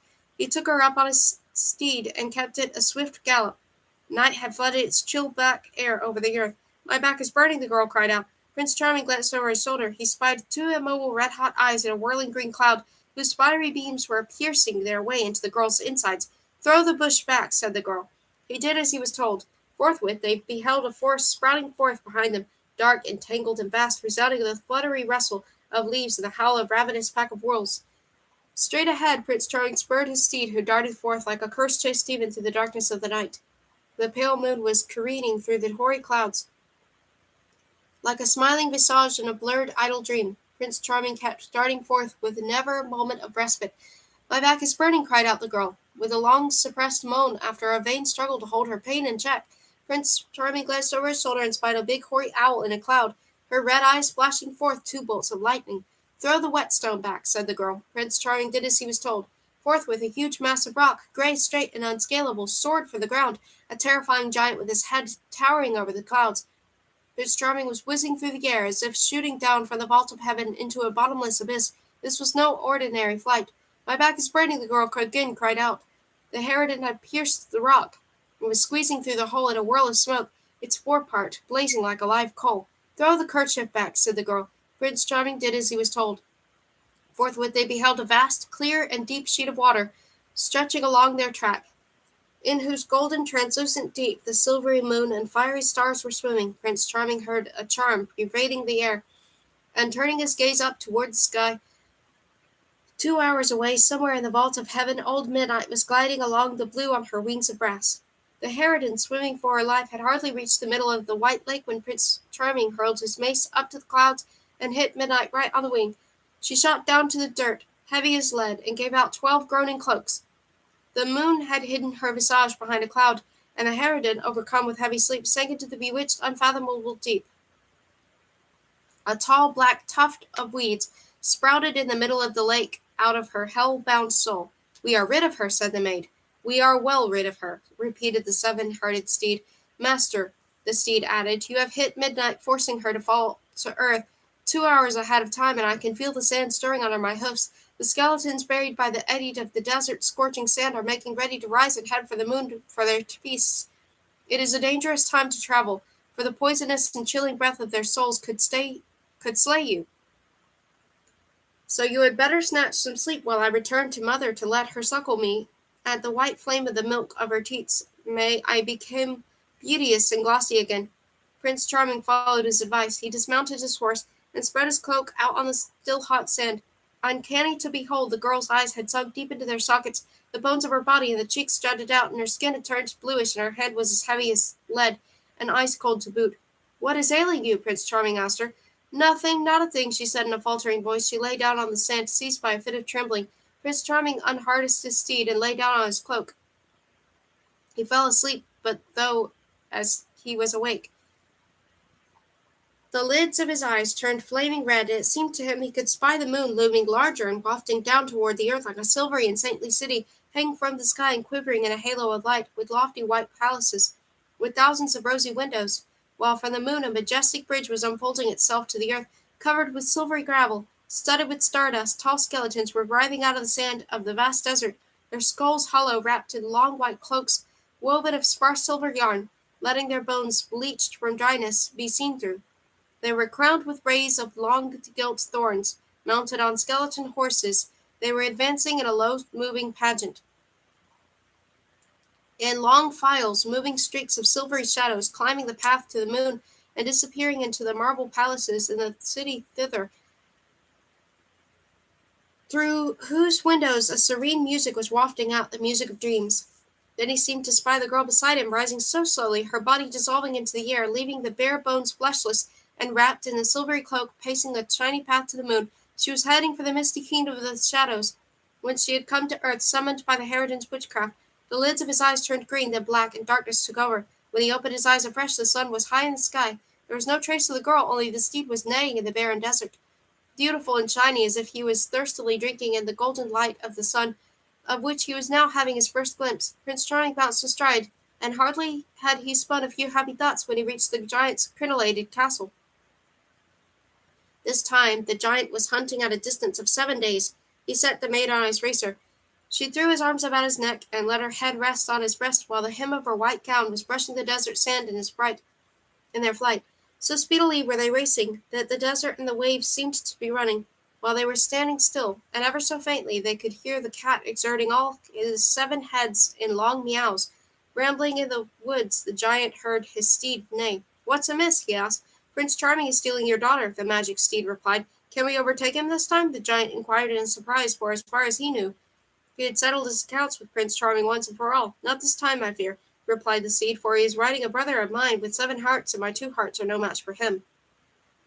The giant stabbed his spurs into the ribs of his steed, who, though seeing stars before his eyes, darted forth like a whirlwind.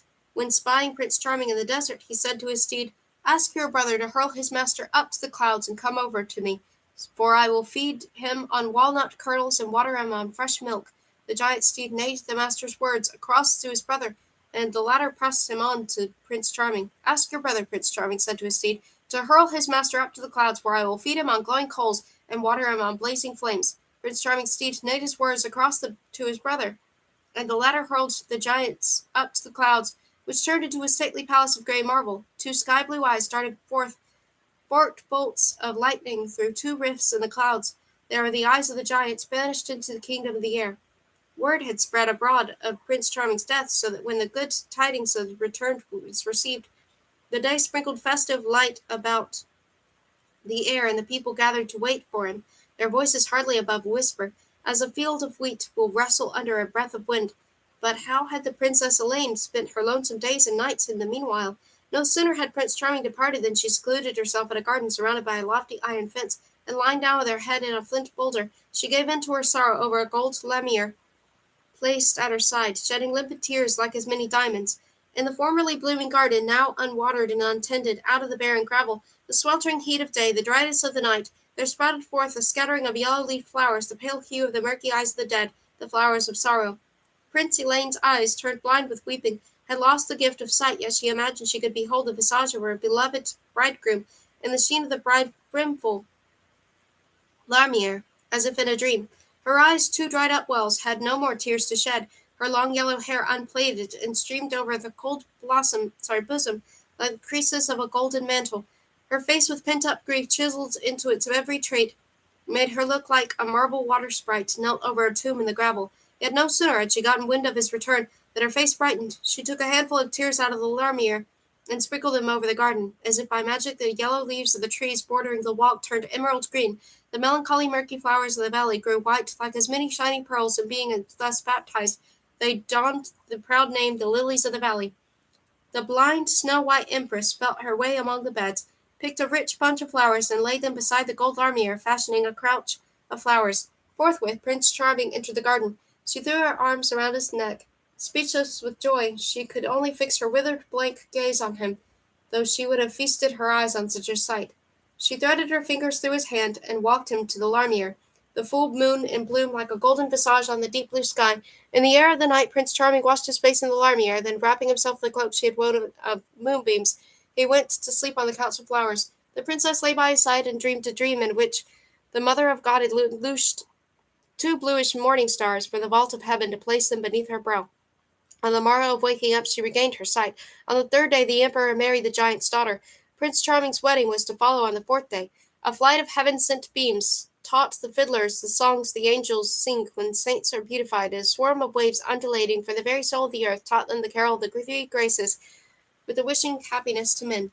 The fiddlers fashioned lofty paeans and fervent carols of good wishes. The fiery rose, the silvery lilies, the pearl-gray lilies of the valley, the fragrant violet, and all the other flowers clustered together and held a long council in the language of their own particular perfumes as to which gems should be arrayed on the bride's gown, and in what pattern. Then entrusted their secret to a well-bred, gold-freckled butterfly. He fluttered many rings over the face of the sweeping empress, making her envisage a crystal-clear dream the attire she was to wear. She smiled in her dream, marveling at how beautiful she was to look. The bridegroom donned a shirt woven of moonbeams, a pearl-studded belt, and a snow-white cloak. They had a great and rich wedding, the likes of which has never been seen on this earth before or after. Then they lived a life of peace and goodwill for many happy years, and if what people say is true, that time stands still for fairy princes, they might be living still. Translated by Yuan Georgia. Edited by A.K. Bruckle.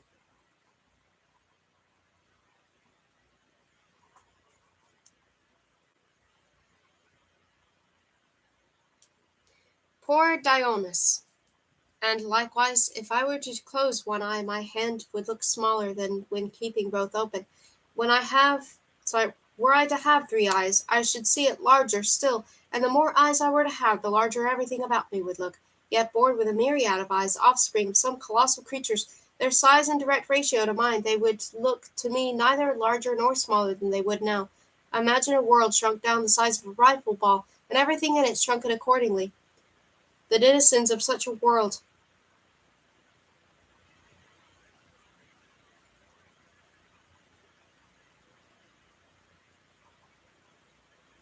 the denizens of some microscopic world, and due to our eyesight, it is that we perceive of this particular size. How are we to know that not every single one of us perceives different things and hears different sounds, and only language it is, the identity in naming an object perceived like this or like that by different persons, that levels our understanding? Language it is? Definitely not. Each vocal is likely to shape a different sound in the ears of different people, yet the individual, staying the same, hears it to the same tune. And in an imaginary limitless space, is not any stretch, however large or small, a mere drop in the ocean of boundlessness? Likewise, in the boundless eternity, does any stretch of time, however long or brief, mean anything more than a suspended moment? That is why, supporting the world shrunken to a dewdrop, and time relations to a tick of time, the centuries in the history of that microscopic world would become fleeting moments, moments wherein people would work and think just as extensively as we do in our eons, for their eons would be to them as long as ours are to us. In what a microscopic boundlessness the millions of germs of their researchers would drift, their moments of joy stretched to indefinitude of time, whereas every single one of these would mean to them what our daily life means to us. Actually, the world is but the dream of our soul. There is neither time nor space without the soul. Past and present there are, but only in my soul. As a wood and an acorn, and so is the infinite, as the reflection of the starry sky in a dewdrop. Could we unveil the mystery to let us commune with the two orders of things secreted in our innermost selves, the mystery which the Egyptian and Assyrian magi might have mastered then? Probing into the recesses of our soul, we would actually live in the past or inhabit the worlds of the sun and stars. The sciences of necromancy and astrology have then shamefully lost to us, for there is no knowing how many such mysteries they would have unveiled. If the world be a dream, there is no reason why we could not coordinate the play of its phenomena according to our will. There is really no past consecutiveness emanating from our thinking, so the causes of phenomena, through the consecutive to us, staying always the same, are always there, and simultaneously at work. Would it be a dire impossibility for me to live in the ages of Mircea the Old, or Alexander the Good, a mathematical point loses itself into the boundlessness of its placement, a moment of time into its infinitesimal divisibility. And this goes on without end or rest. What infinitude within these atoms of space and time! If only I could lose myself into the infinitude of my soul down to that stage of its emergence, which we call the age of Alexander the Good, for instance, though. The reader may have rightly shaken his head, wondering what brand of mortal could foster such unheard-of ideas. The ideal existence of these reflections had as their source of emanation a savagely hirsute head, hardly seen from under a lamb fur cap. It was a night with a fine drizzle, pattering on the narrow and muddy uncobbled streets winding among the cluster of low ramshackle houses which make up the most of the capital of Romania, with mud pools splashing the unwary adventurer, heedless of his deluge-proof knee-high boots, with rims taking in the trousers of the man who put them on as soon as the weather turned unpredictable. The shadow of our hero grew dim in the pelting rain, and it was to be wondered at which it was that kept the rain off, his soaked clothes or his metaphysics. Dingy light was filtering out through the unwashed multi-paned windows of pubs and shops turned even weaker by the raindrops splashing the grass.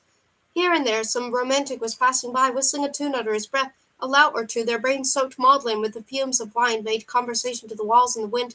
An occasional woman, her face deep into her cape, betook her walking shadow among the misty space like some dark goddess descended from a Norse saga. From an open pub floated out of the jarring notes of an ill-used violin. Our metaphysician drew nearer for a closer look, allowing the beams of light coming out of the door to focus on his visage. Dionysus was not an unpresupposing head. His face was of a bluish-white softness of shady marble, rather wan, yet not dry, and his almond-shaped eyes had the embracing voluptuousness of black velvet.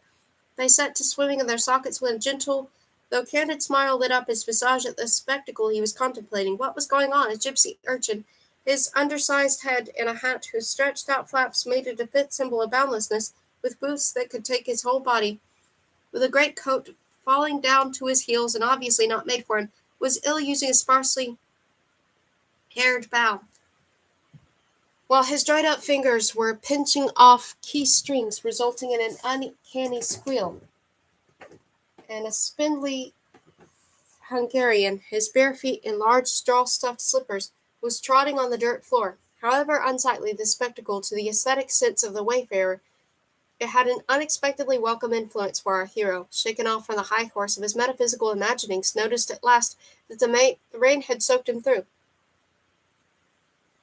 He entered a nearby coffee-house to dry his clothes. On taking off his fur hat, he revealed the smooth, white, perfect arch of his brow, going well with his very handsome looks of my hero.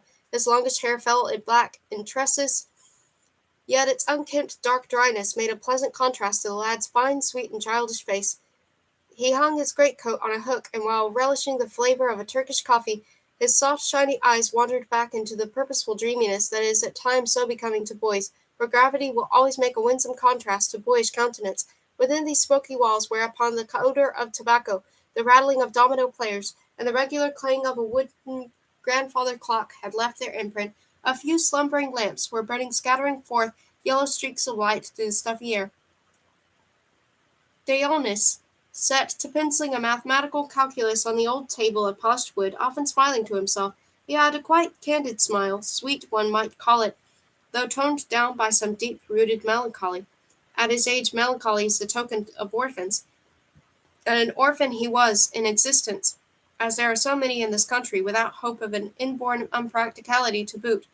In the introduction to these lines we have unveiled some of the musing to which he was wont to devote his time, and no one goes so far with such brains, especially when poor, and Dionys was as poor as his church mouse. The predispositions of his nature made him still poorer. He was young, he had not turned 18 yet, so much the worse for that expectations in life could he nurse. Barely earning his life as a scrivener, he set to schooling himself by fits and starts, and this freedom of choice in items of culture predisposed him to read whatever accommodated the propensities of his own soul. Things mystical and metaphysical, hair-splitting attract his magnet-like thinking.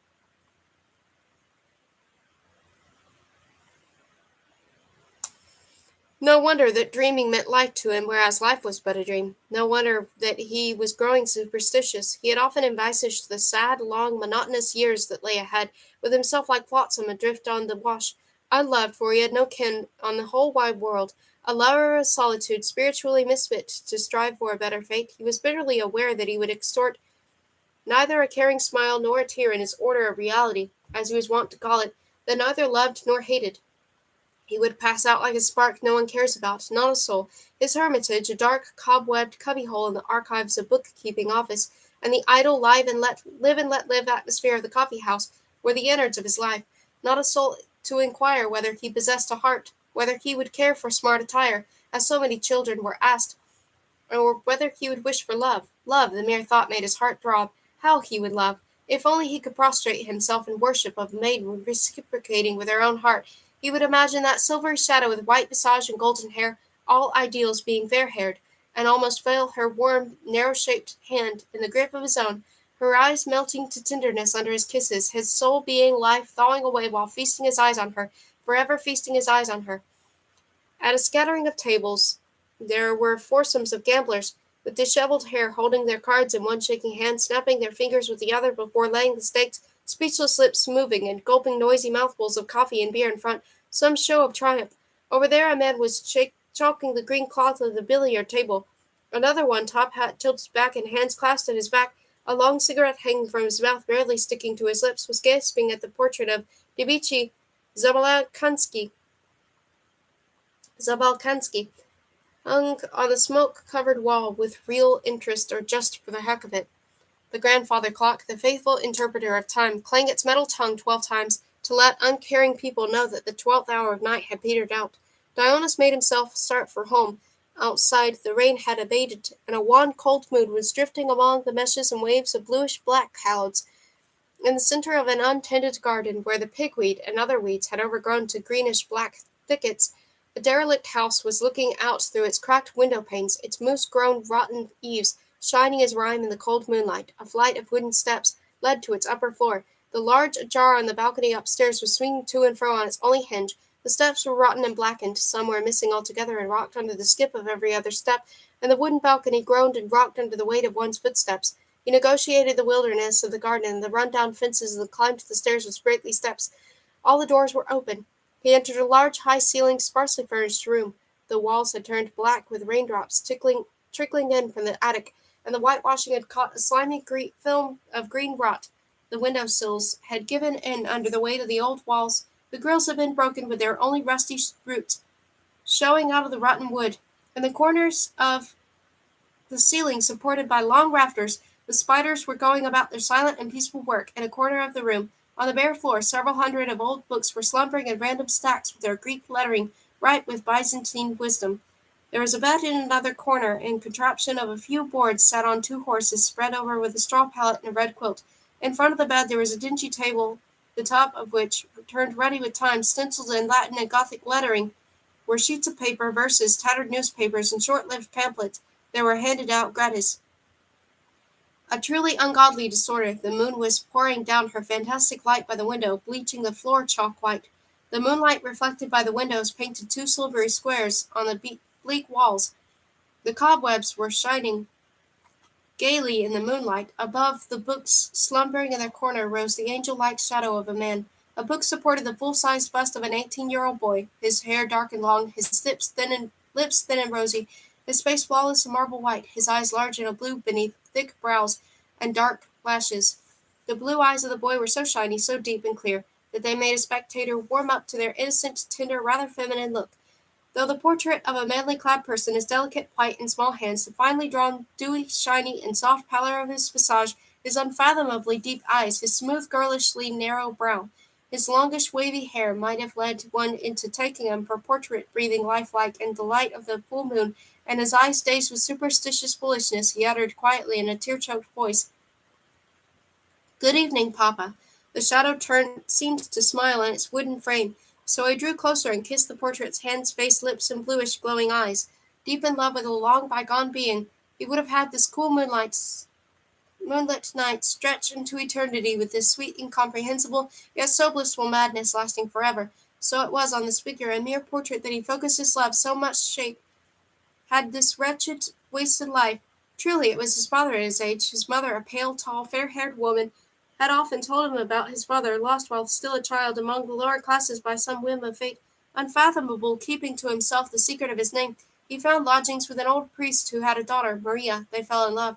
Day after day he kept giving her his word that the secret of his soul had come to be unveiled, and that he would make her his spouse, and that the bright future was to be her reward. Up to the day when he received a letter sealed in black, he opened it, read it, and tore it to pieces. As far as she could make out, the torn pieces put together again and read it like a copy of a will. He passed away in an insane asylum, pale and mute, his expiring breath seemingly set on taking with him some dreadful secret. Dionys came into the world as the fruit of their love. His widowed mother brought him up as best she could by the work of her two hands, fine ladylike ones at that, her pale visage, her dark soft eyes, showing tenderness and understanding only to her two wards, himself in the portrait. Since early boyhood he admired the beautiful eyes of the portrait, glittering lifelike in their sockets. How good-looking my papa was, he would say with a smile, and his mother, on hearing the words, would dry a furtive tear. His eyes, see the look in his eyes, Dionys? I see, mamma, those eyes. Had you only seen these eyes once in your life, you would have imagined seeing them afresh in each bluish morning star, each blue wave, through each rift in the clouds. How beautiful the boy was, and how young when he passed away! Beauteous have his eyes stayed in the dark mist of my thoughts, like two bluish stars, only two twinkling on the dark dome of heaven between the rifts of the clouds. Then she would hug, fondle, and kiss him. Save the black eyes inherited from her, he was his spitting image, the boy's in the portrait. She pampered him. What else was she to do? She loved him so. With him as her only joy in a life, without hope, expectations, or satisfaction, she experienced neither pain nor joy, but those of her child. Her very soul was but a sad, shady reflection of his childish soul. Every conceit the child devised in his naive mind, words and dreams alike, were nourishment for whole days of her life, and for whole days she could ponder on some chance remark uttered by his playful lips. One day, however, wont to be bedridden, she passed away. In her coma she nestled her child's hand against her breast, nigh to her heart, to warm it, a symbol of her whole life. Thence his appearance and his smile had acquired that gentle shade of sadness which made him so attractive and irresistible to the unexperienced boarding-school girls. Yet it did not even cross his mind that there might be someone to love him. No one had except his mother, for how could they love him, so lonely, so poor, so futureless? Has not every man, he thought, a family, friends, kinsmen, and servants to love all but me? I shall die the way I have lived, with no soul to mourn me, as no soul has ever shown me love. The moon hid her face behind a black cloud, splintered apart by two long red flashes of lightning. The house fell into darkness, and both shadows, that of the portrait on the wall and Dionys' tall one, vanished. He lit a candle. Let us now have a look at the dire poverty half disclosed by the beams of a tallow candle shoved into the neck of a bottle for want of a candlestick. What a lair! And this was the room wherein he saw both summer and winter in and out. In the bitterest cold of winter the rafters of his room would splint, the firewood and the stones would crack with a groan, the wind would growl through the snow-laden fences and branches. He wished he could go to sleep and dream away, but the freezing cold would clog his eyelashes and eyeballs with cobwebs of frost. To cap it all, his coat was fabric rather than fur, frilled at the hems and frayed at the elbows, so the wind itself seemed to laugh at his expense. People would gape at him with a leer. Yet would you imagine that at such moments, during the endless frosty winter nights, he would be complaining? He felt at home. A long train of humorous imaginings would flood his brain, as eerie and impossible as can be. He would become aware of his thoughts shaping themselves into rhythmic sequences with rhyming tags that could not help jolting them down on paper. The empty bottle of all things, leading him to melancholy reflections, for a candlestick is serving my dear old big-bellied bottle, and the tallow of the candle sizzling burns with sizzling dyes. In this penury, O minstrel, raise the songs unto the skies. Money I've not seen for ages, I've not washed for weeks in my throttle. For a cigarette, a kingdom. The snow-bringing clouds I'll pamper with chimeras, whence the window in the tempest knows no rest. Cats are wailing in the garret, turkeys with benumbed crests strut about the courtyard, brooding in a melancholy temper. Breath like steam allays the coldness, my fur cap is pulled tighter o'er my eyes, as to my elbows, much indeed for them I care. Like the fingers of a gypsy fumbling through the meshes rare of a net, they scan the weather. Will it get any brighter? Were but I a mouse, O heavens, he has furred upon my life. I would feed upon my volume, and the frost I would outwit. I would think a piece of Homer the most toothsome dainty bit, the wall hole a stately place, the icon where there my wife. On the walls long over dusty, on the cobweb-ridden ceiling, clinches swarm. It is delightful just to watch them walk and ply. They don't fancy the straw mattress, and my skin is now so dry. They won't suck it any longer, cluster in a frenzy rolling. They enjoy short excursion, and the sight will drive me frantic. Oh, how coyly the old matron strolls and spreads out her stench, and the bachelor how nimble. Does he actually speak French? Over there, besieged by legions, you may see a girl romantic. With a biting chill I shiver, on my hand a flea's sight seeing, in my mouth I'll wet a finger. I shall catch him on the spot. If he sojourned with a woman, of them he would get it hot. But I care so very little. Why destroy the helpless being? And the blasé cat is purring by the fireside. Tommy, hello. Let us have a chat together, my soul timepiece and soul brother. In a peopled village I'd make you a judge, none other, so that you may lord it, learning what is to rich, my fellow. And the sly boots thinking of it as he purrs, rolled over there? What ideas flutter gently in his cat's imagination? Has some white-furred lady led him into love's most sweet temptation? Will there be an assignation in a loft or shed or lair? I would still remain a poet, if but cats the world should people.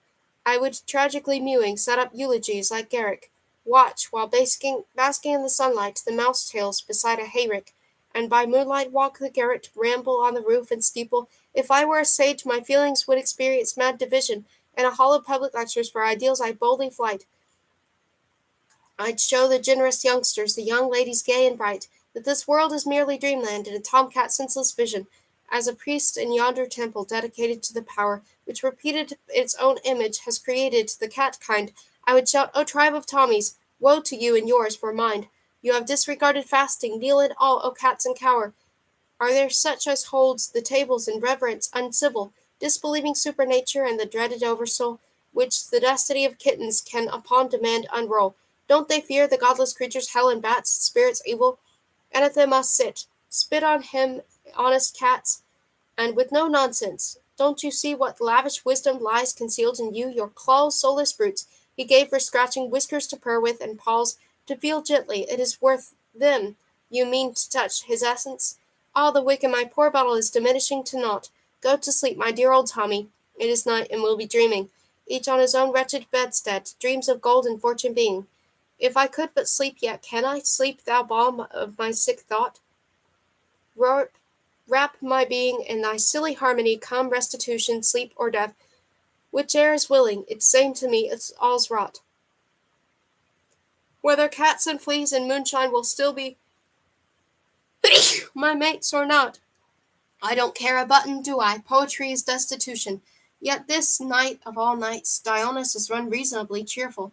Seated by the candle and the bottle-neck, frittering away its stub into quivering beams of red light, he opened an ancient moth-eaten leather-bound book, a manuscript of a zodiac. He was a superstitious atheist, like so many others. The initials on this hand-written book were strangely illuminated in blood-red ink in Slavic script, shapely, pious, hunchbacked, and fantastical all in one, an astrology of rather Byzantine extraction based on the geocentric system, which offers the earth the center of all cosmic architecture, with man the sole reason and beneficiary of God's creation. The title was written in Latin, Architecturae Cosmicae Sive Astronomiae Geocentrica Compendium, beneath which an inquiry into the world's godly order, showing how the Lord God of mercy hath created all things on earth, turned from Greek into Romanian, and including an appendix on the influence of the constellations on human lives. A dedication followed. To him whose own self is boundless, wondrous Lord over the creatures of his own making, to everlasting worship and glory. The pages were scrawled over with charts of imaginary cosmic system, their corners taken up, the portraits of Plato and Pythagoras encircled with sentences in Greek. Two interlocked triangles were surrounded with the proposition Director coeli vigilat noctesque diesc qui sistit fixas horas terigine. Constellations painted in red, geometric charts drawn according to some fantastical mystical system, followed by interpretations of dreams and alphabetical entries. In short, a book doing its utmost to cater to superstitious brains addicted to such food. At the end of the book, there is a picture of St. George doing battle with the dragon, an appropriate symbol of truth getting the better of ignorance. The gold on the back of the leather binding had peeled off in some places and gave off a spattering of tinsel like glitter in others. Dionys propped his head in his hands and immersed himself in making heads and tails of arcane text until his candle stubs started sizzling into smoke. He drew his chair to the window, opened it, and in the pale moonlight went on leafing through the pages and contemplating the strange constellations. Turning a page, he came across a host of overlapping circles, as many as to resemble a ball of red yarn or a cobweb spattered with red blood.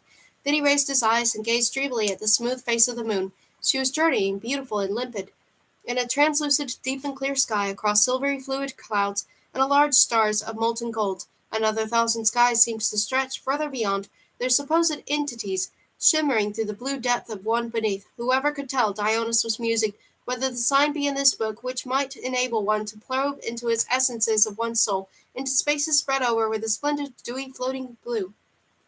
A beautiful white house stood opposite that of Dionys. By the open window of the upper floor, there floated to him in the night air the sweet notes of a harpsichord, along which the tremulous youth voice of a maiden, breathing forth a gentle prayer with fantastic scented sound. He closed his eyes to give his dreams free rein. He envisaged himself in a desert, barren, wide, and sandbound, with the draught itself, with a fantastic pale moon glimmering above the visage of a dying maid. Midnight. The desert is silent, no breeze stirs the air. The only things alive are his breath and his eyesight, so he can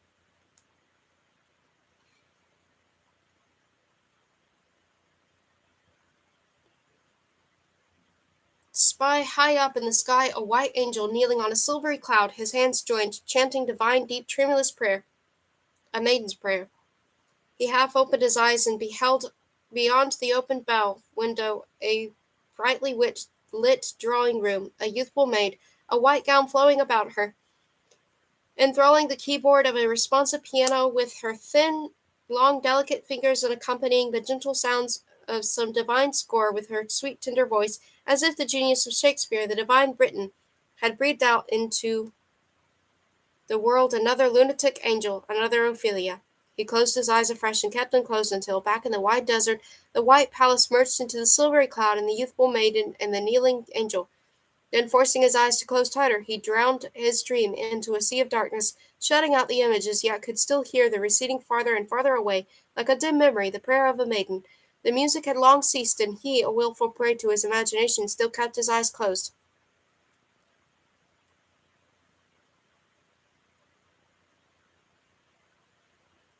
I'm going to stop here because I'm very low on battery. But I just want to say, I see that it says my live chat is currently unavailable. Um, I am 33 years old, and next month I turn 34. It is discrimination on YouTube's part to keep doing this, turning off my live chat, just based on the way my face looks. And the fact that I have a youthful appearance, it's wrong.